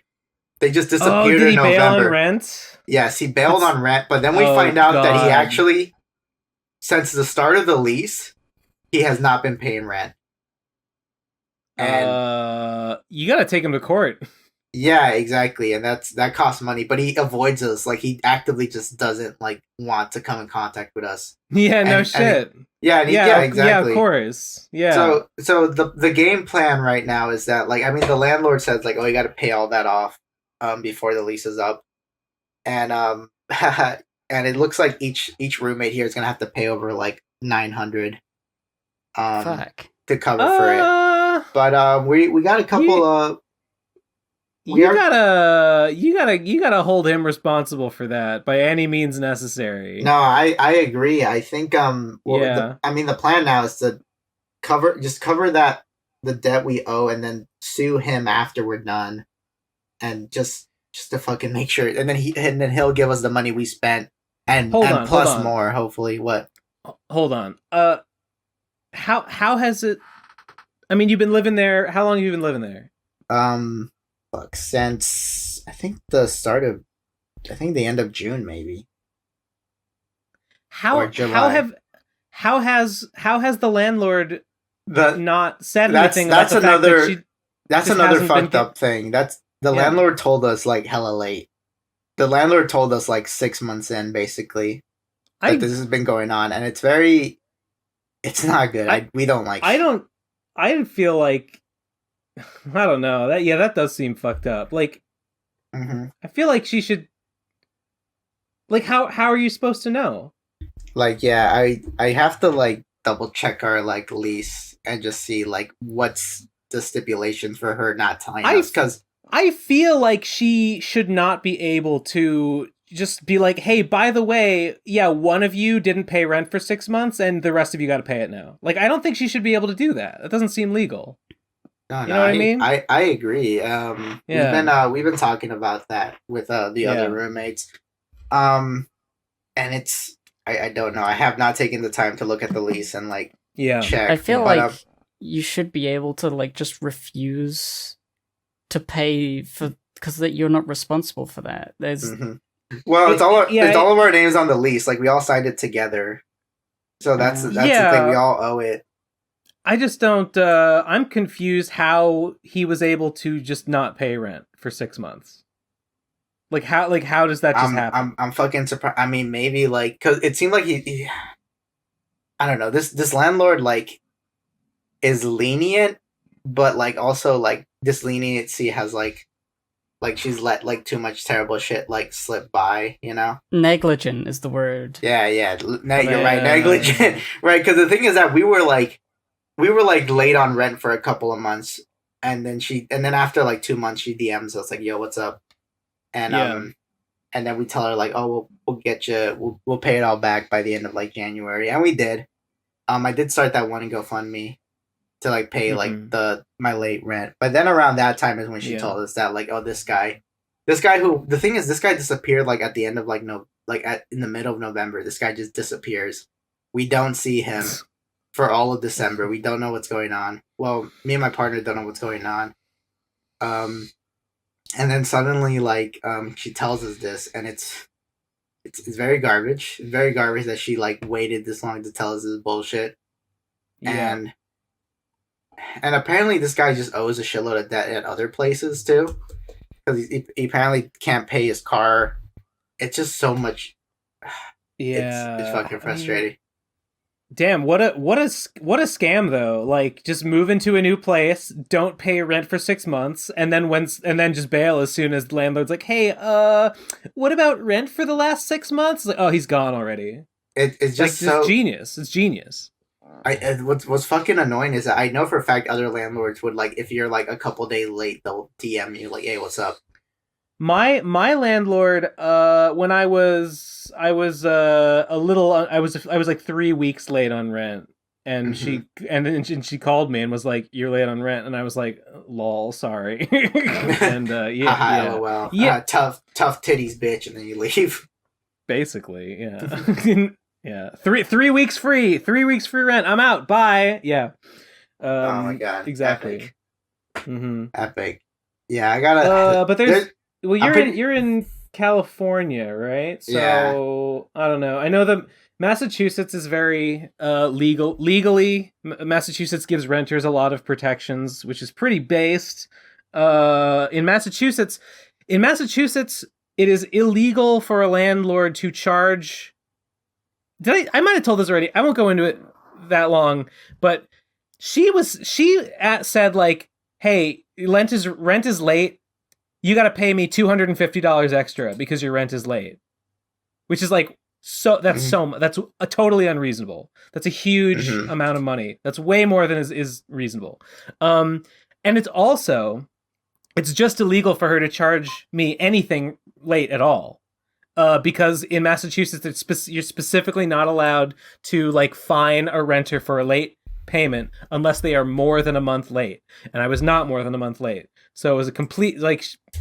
Not only was the number would not hold up in court, but you just can't do that. You just can't do that. And I know that now. So I don't know. Renting shit, renters laws. It's good to know. If you're renting, it's good to know and look into and learn all the laws and shit, because there might be some shit in there that your landlord, you can kill him. You can be like, "Well, Mr. Landlord, sir, you violated code 17146, and now I am the owner of the Elder Wand, actually, and your spells will not affect me, sir." This landlord has been kind of doing some screwy shit. I mean, she's let like a lot of shit slide, but then she's also like, like I remember my deposit from the previous place, she tried to like give me less, and I'm like, no, my deposit was this, and I had like the receipt like on Venmo for it, and I screenshot it, and I showed it to her, and she stopped arguing with me, and she just like sent me the actual amount. I saw I had a roommate here for a few months. He moved out, and then just by coincidence, this last weekend I ran into him. On the T, and I'm like, "Oh, hey man, what's going on? What's up?" And he talked about stuff. We talked about this place, and he said he had told me previously that someone else that lived here told him, don't even worry about, like, forget about your deposit. Like, you're never getting it back. The landlord won't give it back. And this guy, he said, "Well, I moved out."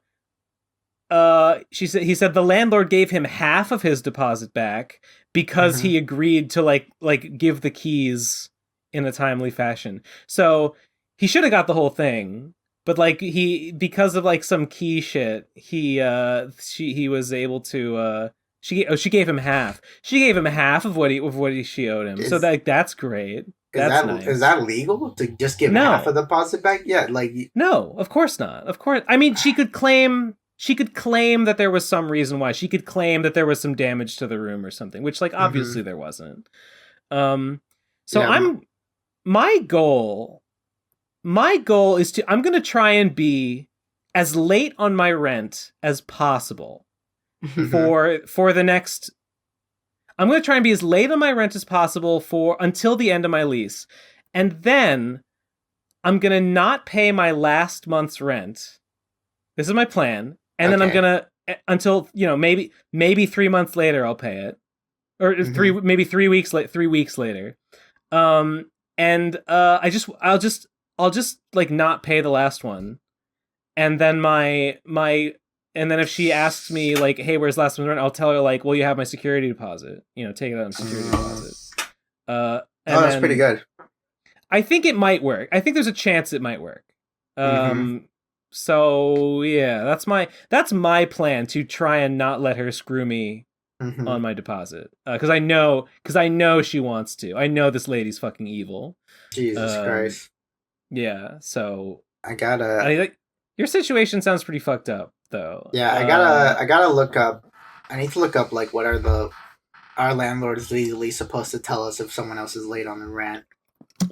Something is not kosher about that situation. Right, exactly. Because like if that's the case, like the landlord has to tell you right away when someone's like late on the rent. Then it's kind of like, okay, well, she hasn't told us in like 6 months, right? So yeah, it doesn't seem. So if we could use that against her. Also, this place was like a kind of a shithole before we moved in, and luckily one of our roommates recorded everything that was like bad, like everything that was bad in the place before they all moved in. So we all have that. It's just annoying. And I think I've been too much on the sidelines in this whole situation. I've mostly been letting my partner and other roommates kind of handle this. And maybe it's time to man up. Maybe it's time to grow a pair and take my tee shots. Wow. Cheesy Manfredo. What's the word? Arc. Redemption arc. Redemption arc. Cheesy Manfredo doesn't gotta pay their late roommate ass fees. Arc. Oh god. All right. We're at 3 hours. It's time to blast through these stupid voicemails. All right, let's go as fast as we possibly can. Yeah. Apologies to the audience for this segment that I choose to do, that I could stop at any time, but I won't. First voicemail is an image. Let's check it out. What do we got? It's comparison of things. Oh, it's One Piece versus Rankin Bass. Rankin Bass. Yeah, like stop motion. Yeah. Yeah, I guess. Cool. Good stuff. Yep. Thanks. Oh, they had a whale, and there was a whale in One Piece. Oh, what? Bro, Disney totally ripped off the ideal for their whale movie off of Hayao Miyazaki's famous whale manga from the 80s. Next voicemail is called And Another Thing. There it is. 3, 2, 1, go. Also, if anybody knows of any connections between the Rankin Bass movies and One Piece that I didn't watch all of those movies and didn't read all of One Piece. I don't know. Whatever. If anybody knows more, I'm really interested in this. So you guys could comment or tell me. I would appreciate it. Actually, the Usopp one I don't get at all. Like Pinocchio, maybe? Oh, yeah. Sure. Next voicemail is... I think those last two connections are kind of a stretch. Like, oh, monster. Oh, these are monsters, just like in Thriller Bark. I'm like, yeah, but that's like, you might as well just put Universal monsters. Yeah. Than the Rankin Bass. Yeah, because it's kind of like, it's kind of like whatever. It's stupid. Wait, a fire guy and an ice guy? Like, that's just like The misers. That's just like The Miser Brothers. That's just like World Industries, Flameboy and Wet Willy. You know who I'm talking about? Yeah, I know who you're talking about. Wait, the guys are on the shirts. Flameboy, Wet. I gotta post a reference image for anyone who doesn't know what I'm talking about. Yeah, I'm a big Flameboy and Wet Willy fan. Here we go. Flameboy and Wet Willy. World Industries. Everybody loves them. You put this on the chart, man. These should be starter Pokemon. True. All right, next one is called A Message for Ben. 3, 2, 1, go. Hey, Ben Saint, make more Let's Reads. I guess I could. That one that I made didn't do that well. I guess it was fine. I need make it Patreon exclusive. I'm disappointed with like the video quality in that. I didn't like how I looked, and I think my bad camera and my kind of mediocre microphone didn't really help. I could do more of those. I should get a better camera. That one sucks. That one sucks really bad. I'm kind of disappointed in how that one looks. Next one is called A Message for Gib. Gib, is Gib here? I'm here. Gib, I'm there. just munching on some Marmite toast. Ew. What? Marmite You is ever had that Marmite is that Australian stuff, right? No, that's Vegemite. Marmite is the English one. But it's similar though. I can't confirm, but I've heard it's similar. It's like a brown. Confirm or deny. It's like a brown, like kind of tangy, like fermented paste. Mm-hmm. Well, I tried Vegemite and I didn't love it. I don't know. I guess I've never had Marmite, but I'm gonna make fun of you for being British anyway. Okay. Ew. Okay. Message for Gib. 3, 2, 1, go.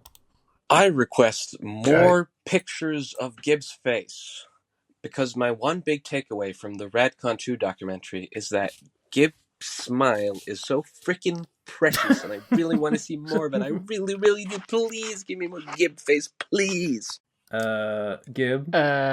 Unfortunately, I can't smile on command. If I try to smile for a picture, I'm like, yeah, and it looks like a disgusting thing. Like you got to do it candid. You got to have a secret journalist, paparazzi, candid photo. It's the only way you'll get that. Just pay her like everyone else does. Yeah, come on, be a real yeah, fan. Go to my OnlyFans and I'll smile for real.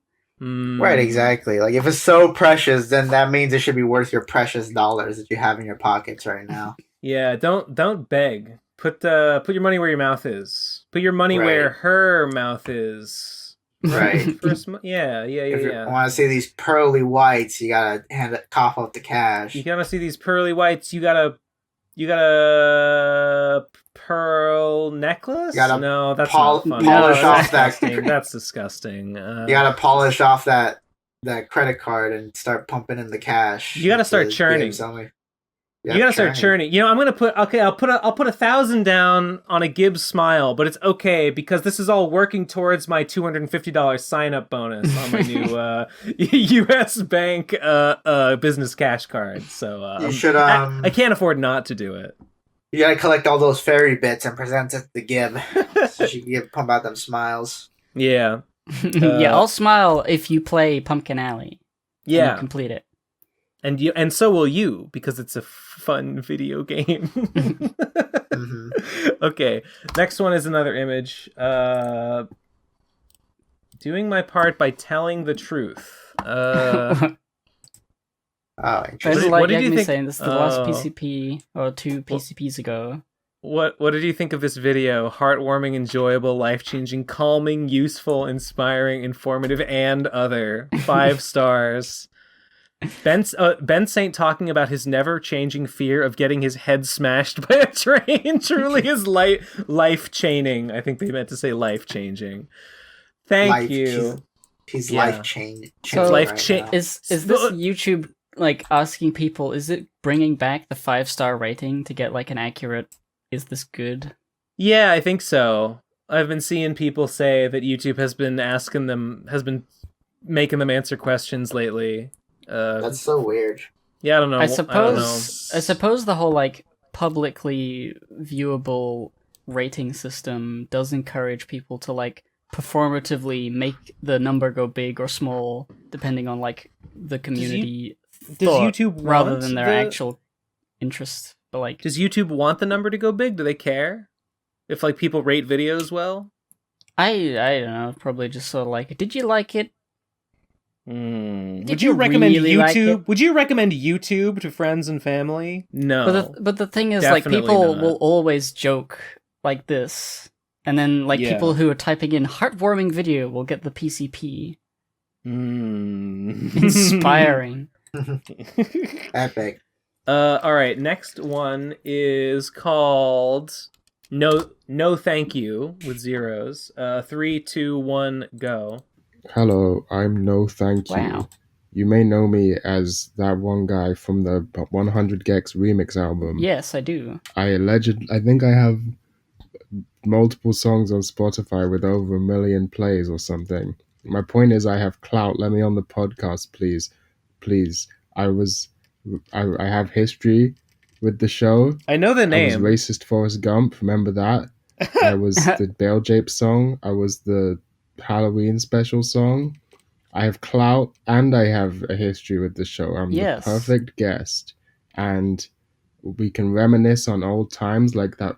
Remember when you guys were like, hey, Jesse, your videos are yellow. And Jesse was like, no, they're not yellow. But for they were like totally an hour yellow. in But an they were episode. totally I remember yellow. that. So, like, you know, Mm-hmm. I don't know how to get on the podcast, but this is, can I? Yeah. Yeah, I remember hearing Nah, about like maybe. like No Thank You is like a commenter that I'd seen before, and then like not too long ago I'd learned they were I like, only- involved with 100 Gex, which is pretty cool. That's kind of wild. I recognize the screen name. I didn't know they. I didn't know they were racist. Okay. Yeah, maybe. Yeah. Now that Jesse ain't here, he can't defend himself, and we can totally say that video was yellow. You fucking idiot! Check your eyes. I mean, we said it then too. We said it was fucking yellow because it was fucking yellow. Obviously, any idiot could see that it was yellow. Epic. Yeah. I said it then, and I'll say it again. That's neat. Yeah. Okay. Maybe we can get No Thank You in the fucking guest Discord. I guess probably. I'm on the spot. Okay. What you're on the spot about? I mean, About I what don't know. I guess I don't know too much about him, but like, why not? Yeah. Sure. Okay. Now I hope. Now we're gonna have a flood. Now there's gonna be thousands and thousands of people. Thousands of people who are involved with 100 Gex saying, "Oh, I have clout too." Yeah. All right. Okay. Next voicemail is called. No, here it is. Long Huang Dong. 3, 2, 1, go. Wong Chun is obviously just a bad riff on Samurai Sama, Yes. except where Samurai Sama is an actual character, Wong Chun is just a bad stereotype. Yeah. And being half Chinese, half Vietnamese, this partially offends me. Like, that's not even a Chinese accent. Only a What the Chinese hell are half you is doing? offended. I say throw the fucker in voice jail. I would, yeah. Oh, and also throw the unironic crypto bro there too. Yeah. Okay, bye. True. I think there is a voicemail. Yeah. Well, what was Wong Chang? What's his name? Something. He's got a voicemail coming up, and last week he said big things next week. So let's see what his final plea for his life and his freedom is before we put him in the slammer. All right, he's on trial this week. Yeah, so he better impress us. Next. Oh, yeah, next one is a YouTube video. Yeah, and it is a link to... Okay, I watched this. Okay, I'm actually glad this person sent this video in. This is a guy... CJ makes videos. He is making a retrospective series about the PCP, Huh. and this is his first video about it. I think has he made any more since then? No, he made this video 3 weeks ago. Okay, and it's really funny. This is the story of, this is the first bit. It talks about like basically the formation of the horse cast, but hilariously, and I appreciate it. It does not start with Digi. It starts with TBBAP. It's like this guy basically he diagnoses it as like TBBAP is the like the central point around which the horse cast formed. And I think it's, I don't know, I just thought that was interesting. I'm not sure if I wonder what their argument is about that, because yeah, it was definitely like it very initially a Jesse Digi thing, and then I was in there. I guess maybe if they want to say like, okay, but it wasn't really like the PCP until Kagan Phantom. I don't know. You two definitely had like a good mix with the rest of us to make a group dynamic that was fun. Yeah, I remember some of the earlier horse casts was extremely awkward, where it was just me and the other two. This guy, it's funny. This guy doesn't even like mention Digibrony. Like, he mentions Digibrony as sort of a, like, oh yeah, and then one time TBBAP mentioned this other guy, Digibrony, and that kind of started a whole thing. I feel like if I were to... He does not mention... To me, the moment that kickstarted, like, hey, maybe we should all be friends and make a podcast, was when... He doesn't mention when you made the weekly roundup videos, and you included... you would include our videos in your right? Yeah. Whatever they're called. Something. He doesn't mention those, and I feel like those would, no, that was afterwards. Yeah. Anyway, this was a pretty good video. Analysis Assemblage. I came up with a stupid name. Analysis Assemblage. Anyway, I like this video, and I recommend people to watch it. And I hope I'll check it out. It's good, and I hope he keeps going with it. I like it. Next voicemail is called sorry, where did I put it? No, I gotta go to... Oh, it's from Son of Marowak. Posting it in the chat right there. Okay. 3, 2, 1, go. So I've recently been reacquainted with Twilight Sparkle's secret shipfic folder, and I've really been itching to make Horseshoe Crew style cards. I have ideas for goals, ship cards, and pony cards, inspired off of the Horseshoe Crew and probably just general PCP lore. Talking about the Horseshoe Crew a lot today. I would make a Digibro card, a princess unicorn. It should be Digibrony. And I would have funny effects, like the meme that Tom will never die. He could be a card that you can like take from the discard pile and put back into the game whenever you want. There would be gold cards, like, for instance, it could be called Radcon, and the goal of that card would be all to the crew together. Ship at least 6 it's like the ponies limbs with of the Exodia. Horseshoe Crew keyword, so to speak, and you get that goal. If you guys don't know the game, like the ins and outs, I think it's a really fun game. I know you've heard about it because you've talked about it, but I'm really itching to make a expansion deck, and if you guys would like to lend me your voice and your opinions, let me know. Yeah,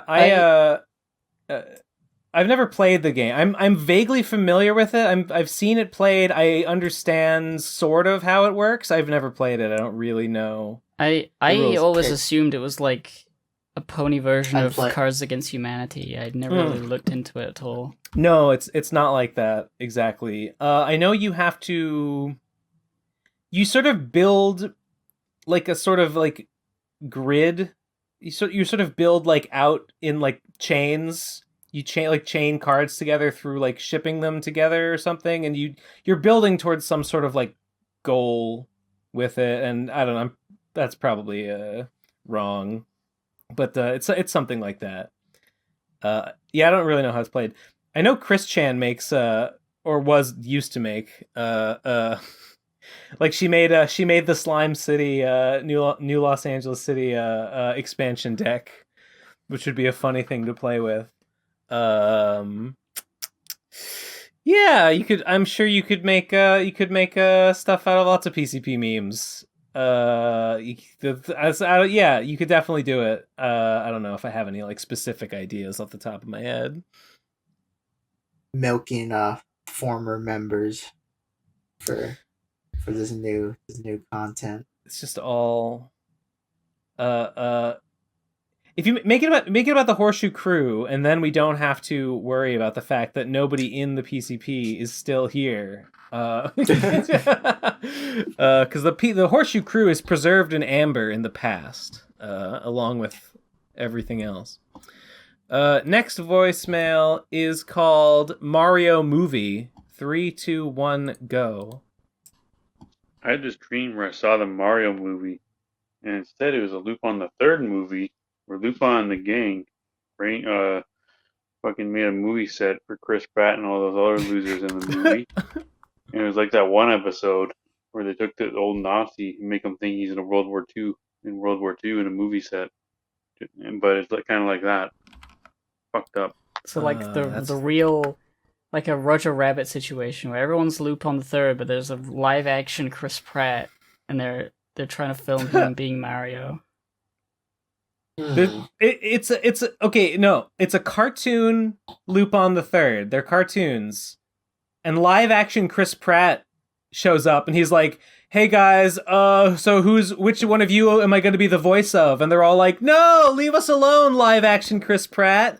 Stop! Get out of here! Get out of here! We don't Chris want Pratt. your damn voice. We want the original. We want the original Japanese voice actors." Dubbed, not subbed, not dubbed. Die, Chris Pratt, and then Jigen shoots him. Jigen's the guy with the gun, right? Yes, I believe so. The beard. I forget what. Jigen is the guy with the gun. I forget what the samurai sword guy's name is. Samurai Goemon. Goemon. Is it Goemon? Yeah, it's Goemon. Yeah, I'm pretty sure. And Fuko, obviously. Dude, what do you get? What do you get when a rodent falls into the McDonald's French fry oil? What do you get? When what falls into it? When a rodent falls into the McDonald's French fry oil. 3rd degree burns. No, you get Chris Pratt. Okay, you know what? That's actually okay. Next voicemail is okay, it's a suspicious link. I don't know. Not clicking I that. guess I'll click it. Fuck it. .moe? Where does it go? Where does it lead? Okay, never mind. It's a FLAC file. Is that an audio file? It is an audio file. It's very high fidelity. It stands for fucking lit audio cassette. That's what it stands for. Well, I mean, I don't want to open. I mean, I already have Audacity open to record in, so. Yeah, that's not gonna work. Yeah, I'm just not gonna listen to it. Wait, unless Marin Pan said he left a voicemail. Oh, that's true. That it didn't work. Could this be Marin's voicemail? I'm just gonna assume it is. Let's scroll up, and let's listen to that. Okay, 3, 2, 1, go. The Procrastinators Minecraft server's doing really well, though it's been some months since the last stream, so we probably couldn't tell. We've got awesome builds in the PC Pokemon League. There's that big transformation, same Munchie and even Yig. Tom and Gibbs are underway, and Nate and Jesse's have a plan. Come see our people's buildings from Luck. Come to Japan. Just $5 for all this and more by all those creators at patreon.com/theprocrastinators. Also, last week Ben misrepresented my intentions with a file I'd sent regarding rowdy killer relations. I was making sure the full picture was being understood. Anyway, come see our Minecraft server, cause it's fucking good. Okay. So Perfect. so we have no. That was great. That was great. I can't believe he wrote a whole song for it. All right. First of all, yeah, it's been a really long time since we looked at the Minecraft server. We should look at the Minecraft server. We should definitely do that. Yeah, we should definitely do that. Definitely do that. So yeah. Also join the Patreon to become a Patreon supporter to join the Minecraft server. Obviously. Second of all, I did not misrepresent your intentions. Marin sent me a DM about this before, and I said, he said that I was narking. He was like, hey, I wasn't narking, and I was like, I didn't think you were narking. I understand that you just wanted to inform me. That's what I said. I said you messaged me. I don't know. I don't think I misrepresented. Whatever. Let's check out check out the Minecraft server soon. Okay. Good song though. Can't believe you wrote that whole stupid thing for the stupid voicemail. Yeah. Okay. I'll be right back. Y'all can continue with the voice. Okay. We're moving right along here. The next voicemail is a Japanese. Its title is in Japanese, and Google Translate tells me that this means defecation in Japanese, so that's pretty cool. Anyway, 3, 2, 1, go. The Pro Crastinators podcast. Why this name? Who came up with it? And what is a crastinator? Come on. That's like the top of the iceberg. Come on. Bro. Come on. All right, next, who came up with it? I don't even know. I don't remember. Was it Nate? I think Mage may have come up with it, but I'm not sure. Yeah. Somebody said it, and everyone was like, haha, that's really funny, because we don't work sometimes. It wasn't me, for sure. I actually don't remember who suggested I think, actually, it must have been, because it must have been Mage. Must have been who, Mage? I think so. Why do you say that? Because it was sort of a disparaging remark, and I remember her being involved in the naming of the group somehow. Obviously, the podcast is just named after the group, and that came first. Just like, what should we call ourselves? We're not the Horseshoe Crew anymore. Actually, it was a disparaging remark. You know, it was like, haha, like we're procrastinating all the time. But I actually can't remember if it was Mage or not. I know Mage had the Discord server or something. The Skype group. Mage started the Skype group. Yes. Okay. Well, I don't know. And then she also started the Discord server when we decided to migrate to Discord. Yeah, okay. Something like that. I don't remember. Next one is a question. Ben, have you played Deltarune Chapter 2 yet? Shamefully no. Shamefully I was gonna do it on stream, and then I just never did it. Do it off stream. Yeah. Maybe now that's what a gamer would say. I just don't want to do it. I don't want to do anything until Slime and Punishment is done. I can't justify anything. Well, that's fair. So maybe after that, maybe. Next one is, will Jeff ever get canceled for being on this podcast? I'm going to say probably not. Who cares? No. Yeah. Next one is message for Crack on the episode 300 opening. Here, posting it. Message for Crack on the 300 episode opening. 3, 2, 1, go. Hey, Crack. First, I want to say fuck you. And second of all, I want to say, no, I genuinely want that to be the opening for every episode. So, yeah, you're wrong. And fuck you again.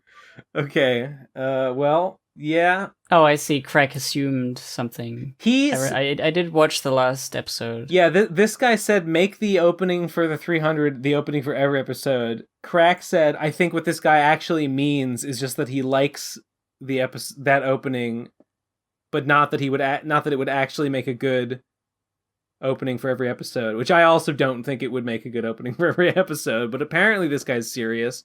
Okay, that's fine. You know, that's okay. Anyway, next voicemail is called here it is. Wong Chan is sorry. Wong Chong is sorry. Here it is. Here's his final statement before we throw him in the slammer. 3, 2, 1, go. Wang Chong is running behind schedule. Wang Chong very sorry. In the meantime, how are you? Okay, well, next time. So it's not even your big thing. Voice jail. Took too long. Voice jail? No, he's got something. He's cooking up something. It's He's just he's got nothing to it. He's got I don't believe he's got anything coming. It's probably gonna be bad, yeah. It's probably gonna. It's not gonna be good.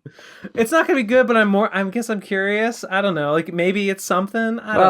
If it appears, you can still play it, I guess. Okay. But he's definitely in jail right now. You know what? All right, I'll agree to that. We can get him out on parole for a new hearing. Is like, yeah. Oh, this is like it's changed up. It's changed nothing. everything. He was going somewhere with it the whole time. It was an ironic commentary on Anyway, next voicemail. Next voicemail is a YouTube link. Let me post it here for you. Right. Yes, it's a link to the new VOIDGAZERS podcast. The fuck? I love this thumbnail. What's going on? I love this. This thumbnail is like fucking the New Adventures of Batman thumbnail. Yeah. It's whatever. So I saw someone asking in a comment. No, there's one comment on this video that's really funny. It's a guy says, "Great episode. Too bad no one's gonna see it because of this channel's limited reach." VOIDGAZERS Is this actually Riley? I thought it was like a joke. No, like channel. No, this is actually Riley. What's happening? I thought Riley left. I'm not up to speed with things. Oh, okay. No, Riley. I mean, who? We can only speculate as to why, but Riley quit Yig, and he canceled VOIDGAZERS, but he. But I guess I think he just didn't want to edit it anymore. I think it probably was like, it's just not worth it, and like who can blame him? So they're not doing. So he canceled VOIDGAZERS, but then they started the new VOIDGAZERS podcast, which is like, I don't know, because they're not going to be traveling anymore, right? They're not going to like be doing road trips and seeing each other because that's expensive. So instead of doing Riley, that, Trixie, Mint, and Bird. So it's just the same people. Yes, it's just the same. It's just the same people, okay, but only but it's new. Only instead of seeing each other in person, they're just I don't know, talking about how revolutionary the Donda stem player is. Yeah. So what else do I have to say about this? Did you watch this whole podcast episode? No, some people in my Discord were talking about it, and I know Riley is like really into the Donda stem player for some reason. I don't know. He's trying to get sucked up. He's sucking up to Kanye. Yeah, he's trying to get that in with Ye.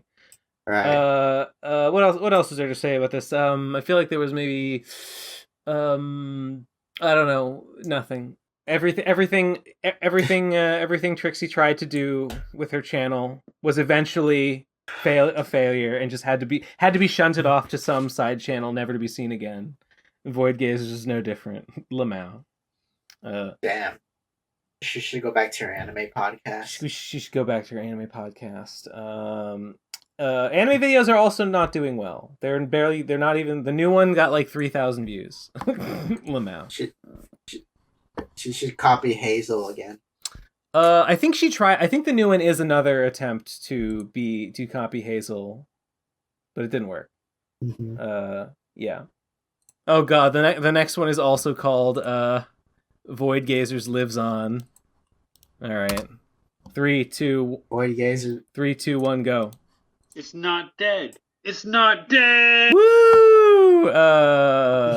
Hell.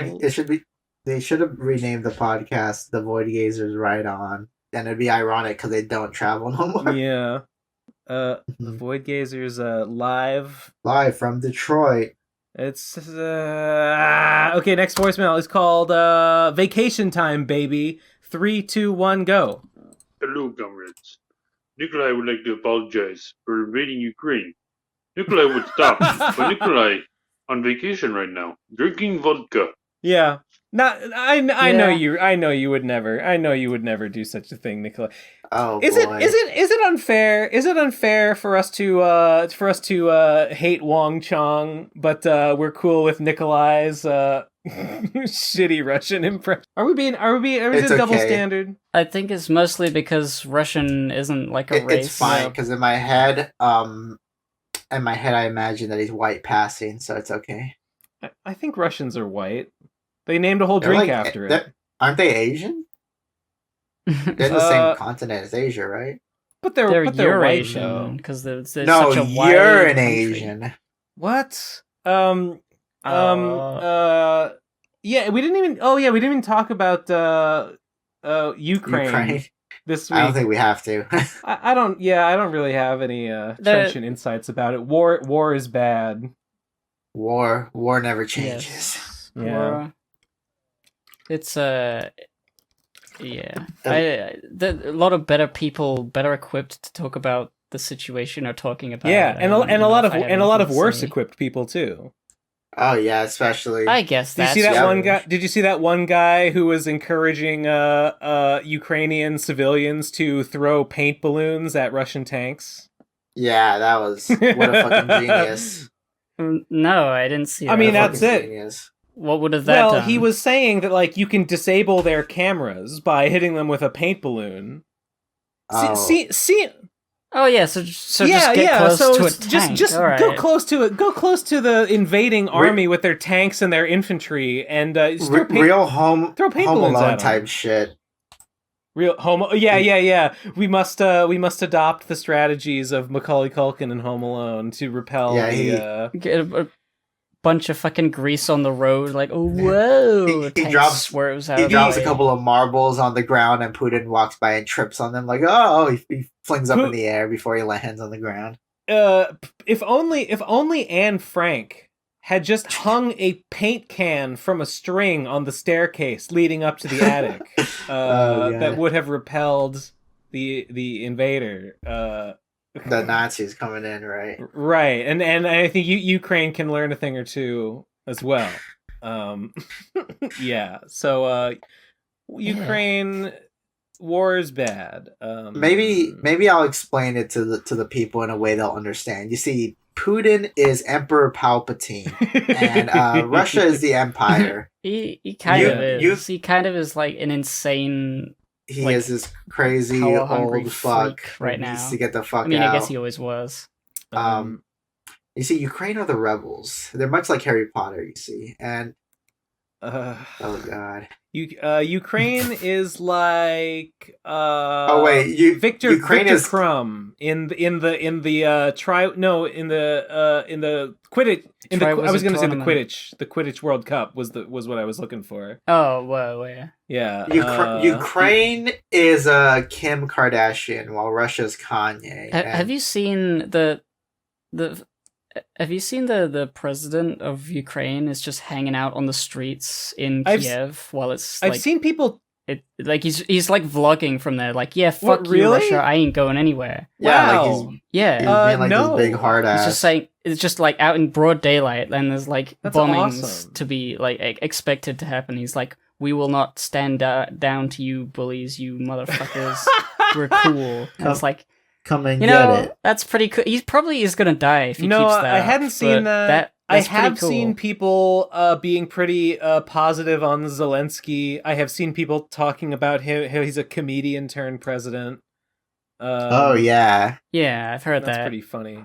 So he's got a I guess a knack for dramatic. That's plays. very funny. What he's doing is Wait a second, and it's really good for morale apparently, because like a lot of the Russians who are being sent in are like teenagers who are forced to go, and they were like tricked into like going to the war.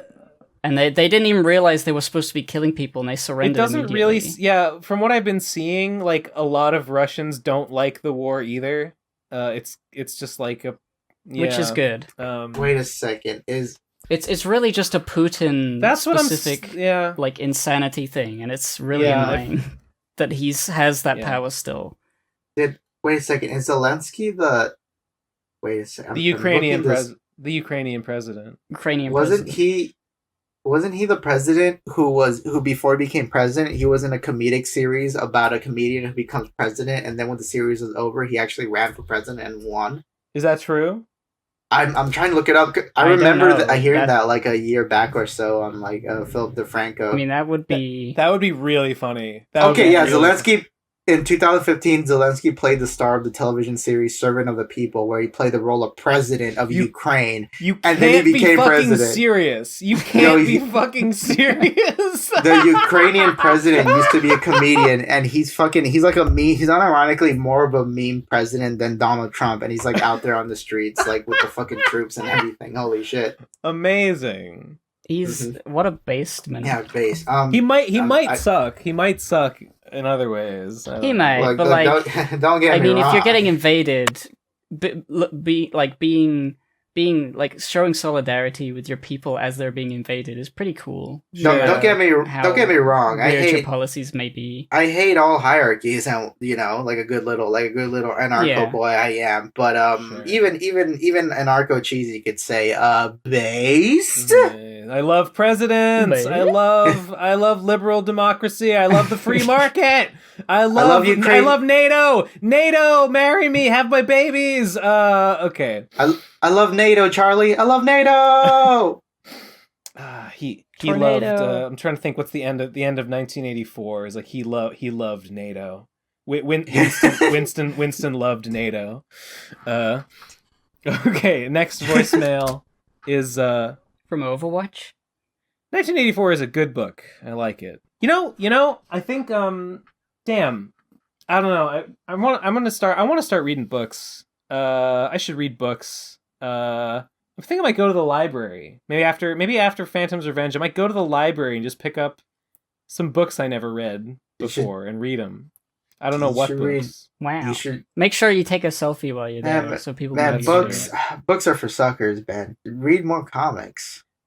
Here's That's the thing. real- Books are for suckers, but I feel like I don't know. I think I want to maybe start like writing stuff, and I think that starting to Ooh. read stuff might be a good first step. You know what I mean? Okay, I gotcha.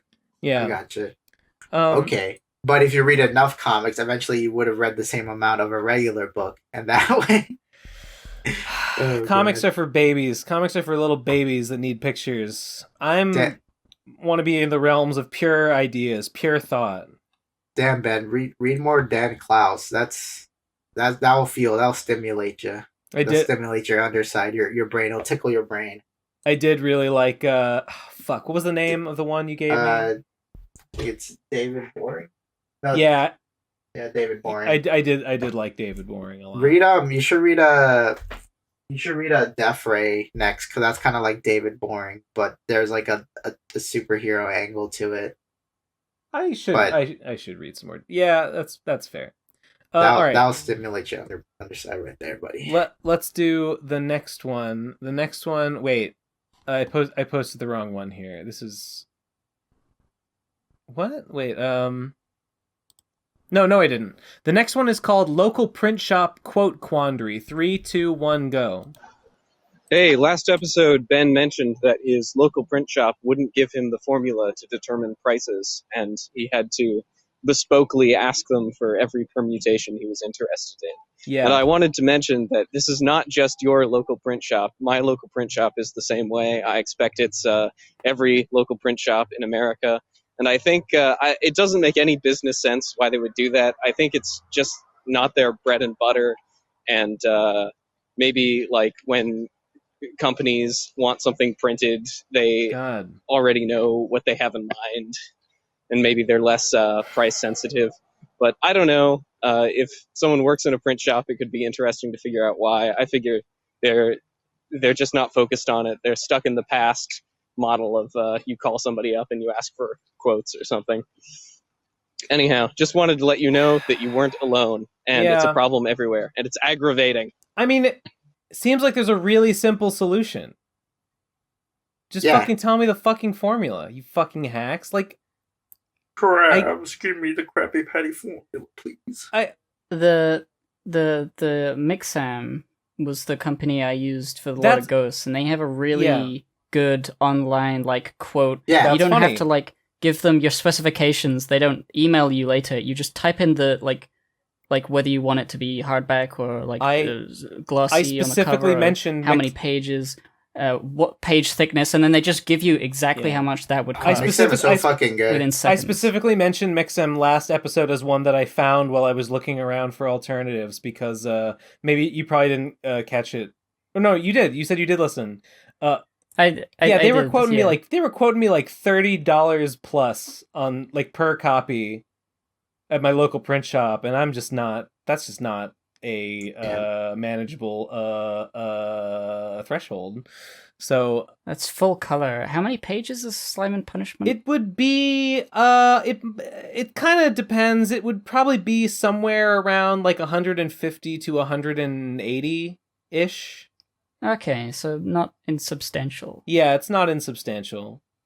It just so. Yeah, I print stuff through Mixam too, and I really they get back to you quick too if something's like wrong with your like printing. Cheesy, did they send you a sample pack? Because I tried to get them to send me a sample pack of like their different papers, and they said it's like not available in my country, which was very disappointing. They didn't send me a sample pack. Okay. Wait, who said that? Mixam. Yeah, they're UK based. That's why their shipping's quite easy for me. Yeah, you have to kind of just like trust them. There were a couple alternatives that I was looking at too, though. So I may go with Mixam or I may go with someone else. But yeah, okay. Next one is called "How Do Bicycles Stay Up?" 3, 2, 1, go. Hey, Crack. If C is so good, then how come Endless War isn't written in C? Endless War. Yeah, Crack. Endless War is written in Python. And I don't know why. I don't know if there's a good reason for that. I just started writing it in Python. I think it might be. Shit, is it written in Python just because I was learning? No, because I was learning Python specifically to make Endless War. And someone recommended Python to me. I think I probably asked Crack. And he recommended Python as the language to do it in. But I don't remember why. So yeah, you would have to ask him why it's not in C. I don't know. Crack was earlier in the call before Ben stepped in.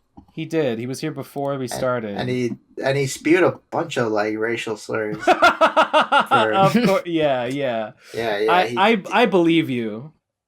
Yeah, it's crazy. So that's just I don't know. Very Crack a characteristic behavior for him, honestly. Yeah, I've just been meaning to talk to him Crack. about it. Yeah. Also, there was a period where I would follow Crack on Twitter, and he never followed me back, so I unfollowed him.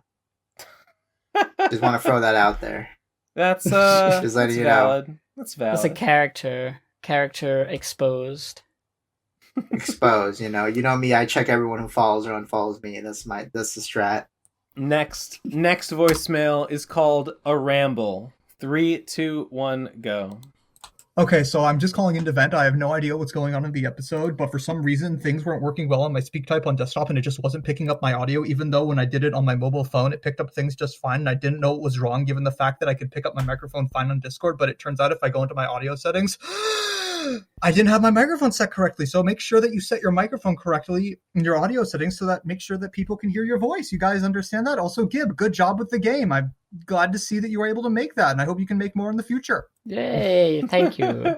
Yeah, this is a good buddy of mine, Deaf Alchemist. Yeah, in case yeah, it wasn't obvious. Yeah, Deaf Alchemist. To me, it sounded like he was about to start rapping. Check your microphone settings, everyone. And yeah, good job on the game. Hey, mic check. Good Okay. job. Good job on the game, gamer. Good job on the game. Good job on the game. Next next voicemail is called Pain. 3, 2, 1, go. Yeah. Thank you for that Wow, sound that- effect. I will use it in the game. That guy sounds like they were in pain. He could be.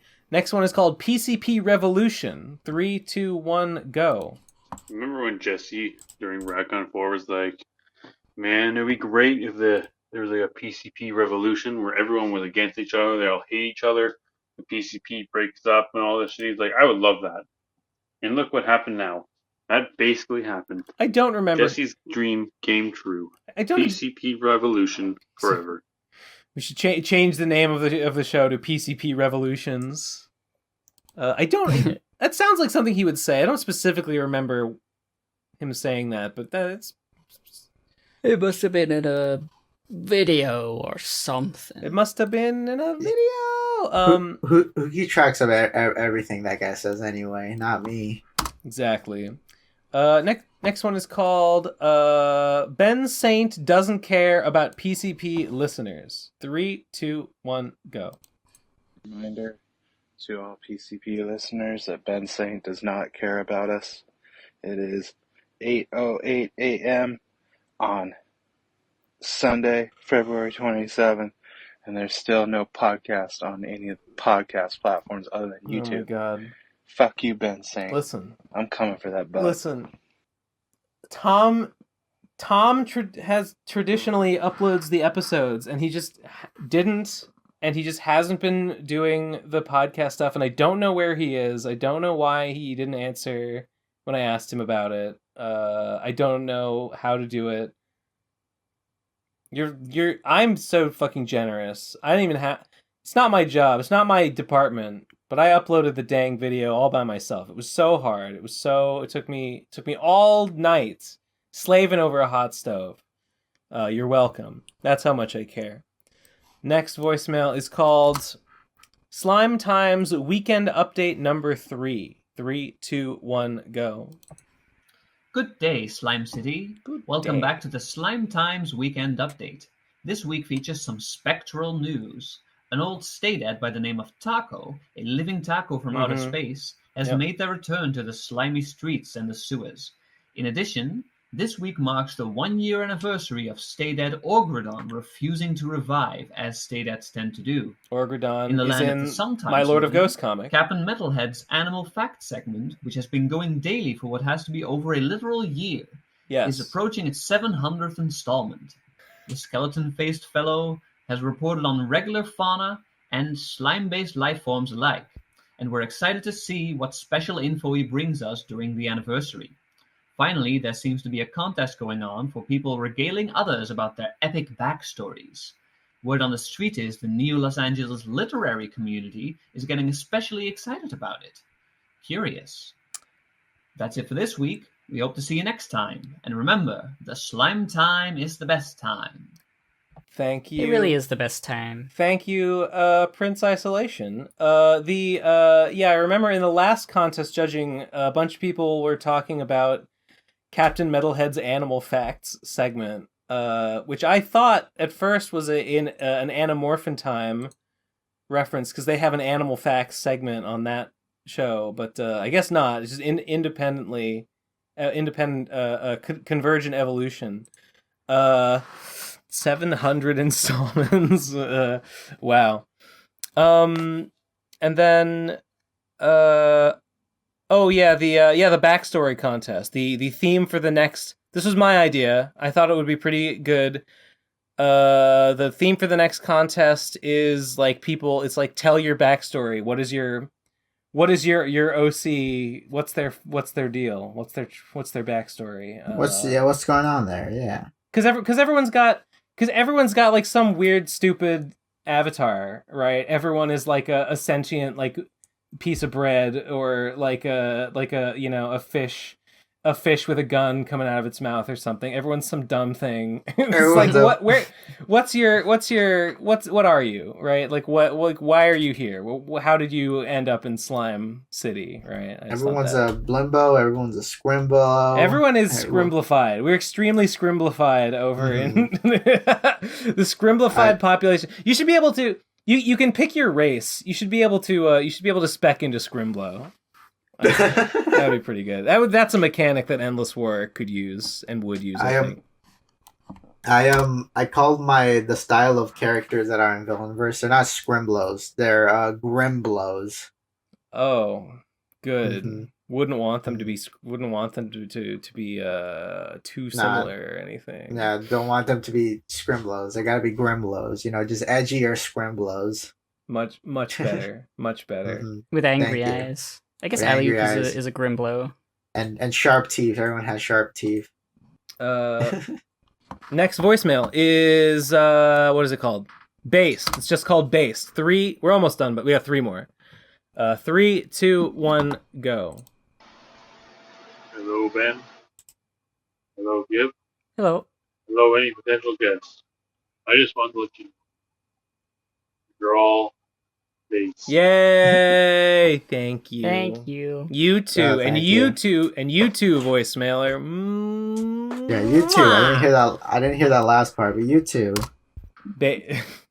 He said we're based and you're not. He said any potential guests are based except for Cheesy Manfredo. Damn. He said that really quick right now. I know, it's really messed up. Yeah, I hear that from my mom every single day. She's all like, yeah, Beast Me is pretty base, except for when Cheesy's on. But I'm like, but Mom, I'm Cheesy. She said, whatever happened to the Pizza Party podcast? I never liked him on that either.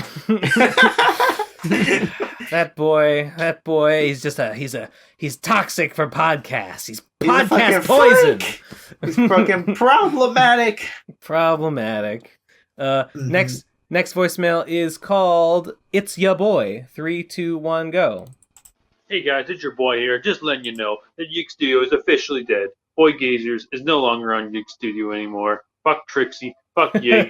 Fuck everyone on there. Yeah. Fuck you. We saw that. Shunt it off. I don't get why though. What do you mean? Why is it different if all the same people are doing it? Well, it's a different it's a different show because in the sense that it's no longer like video. It's just audio. That's why it's the podcast now. It's funny. Riley called he used to consistently call VOIDGAZERS a podcast, even though it's obviously not one. It's obviously like a vlog / like, I guess you could generously call it like a variety show, like a variety comedy show. The times they would do like live, like, just like question people about stuff on the street or whatever. So it was definitely not a podcast, but he always called it one. But now it's the new VOIDGAZERS podcast, which is an actual podcast, which is just them talking. I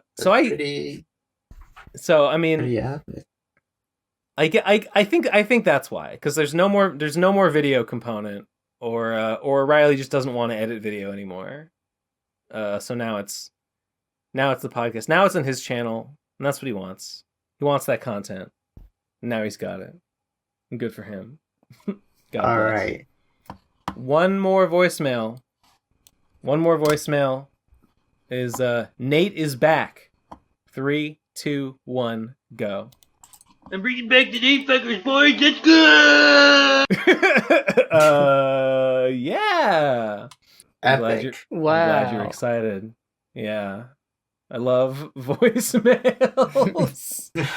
Okay, well, that's it. We listened to them all. Good.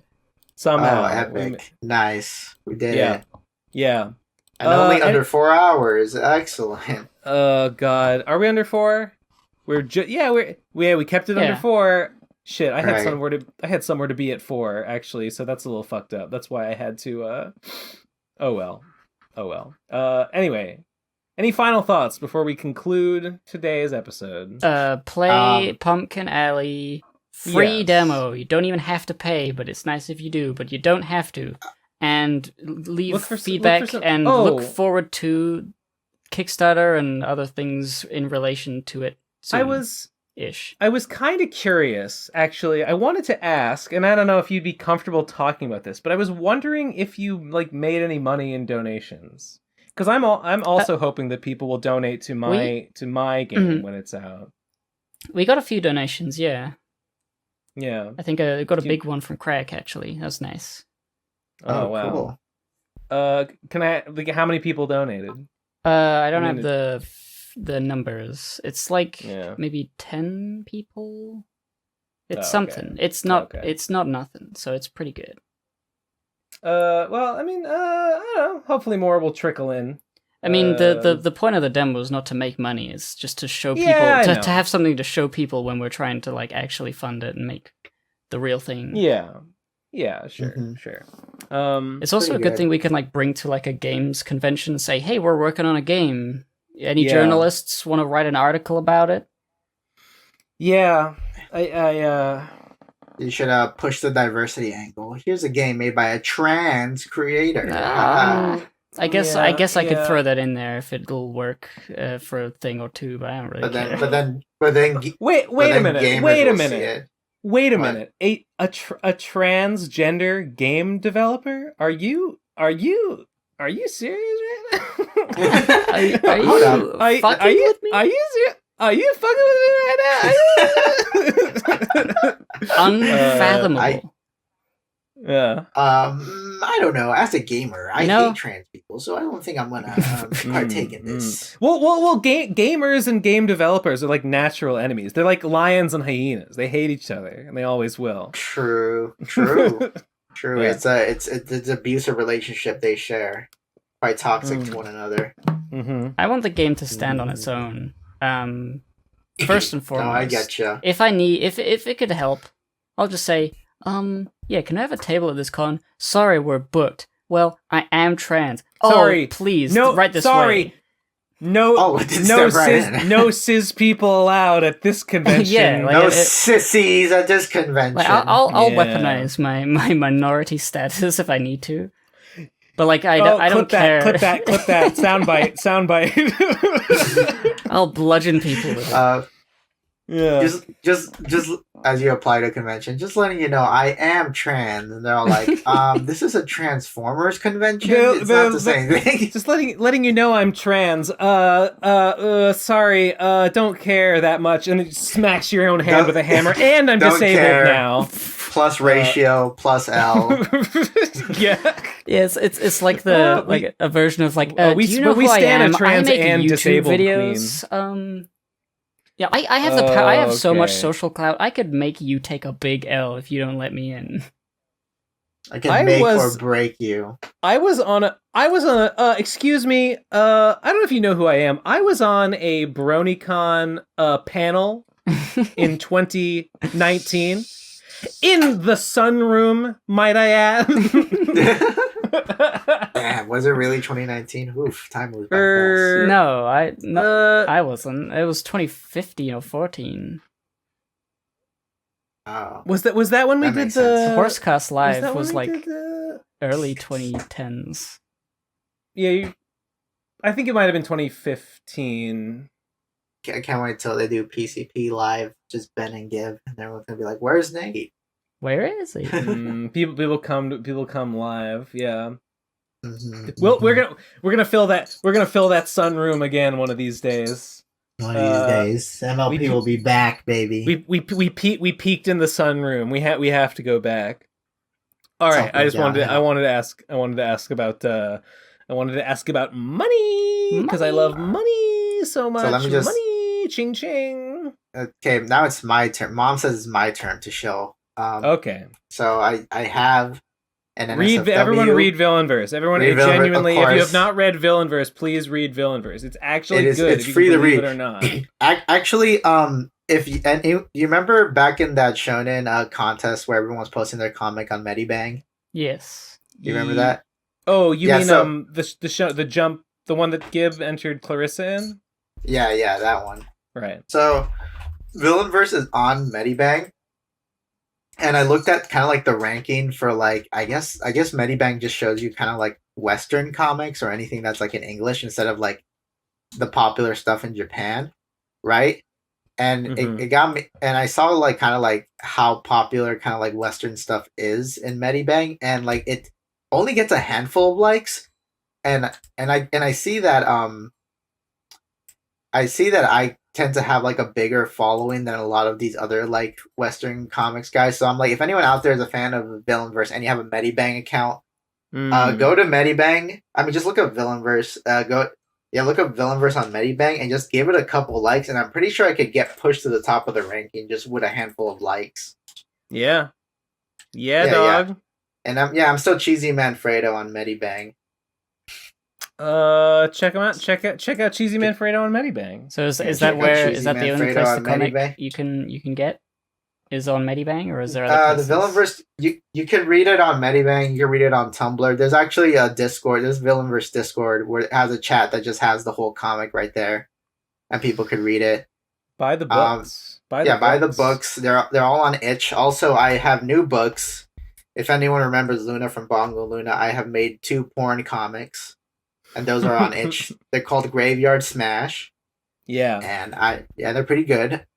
She bangs a werewolf, then she bangs a ghost, and I don't know what she's gonna bang in the 3rd book, but it's not gonna be a ghost or a werewolf. Is it gonna be Sans? Right now. Yes. Yes, Toby Fox crossover. I was gonna say a Revenant, but those are just zombies basically. Those are just zombies that can talk. So sucks. She needs to bang someone with a vagina in this 3rd book. We already had like 2 penises in a row. We need a vagina. I would say succubus then. A fuccubus, yes. Herm. I might go with that angle. So I got that going on for me. And the NSFW account is a creamy pasta TC on Twitter. And I post a lot of Medusa. Actually doing... Medusas have vaginas. Everybody knows that. Everybody knows. Medusa has vagina. I checked. I looked at her vagina, not her face. Yeah. It was the perfect plan. It worked perfectly. If you look at her vagina, you become unstoned. Oh no, she saw her own face reflected in her vagina and turned herself to stone. Fuck. Oh, she polished it? Excellent. So yeah, I got. She was so horny that her vagina juices dripped down her legs and formed a slick, shiny pool at her feet, and she looked down and saw her own face.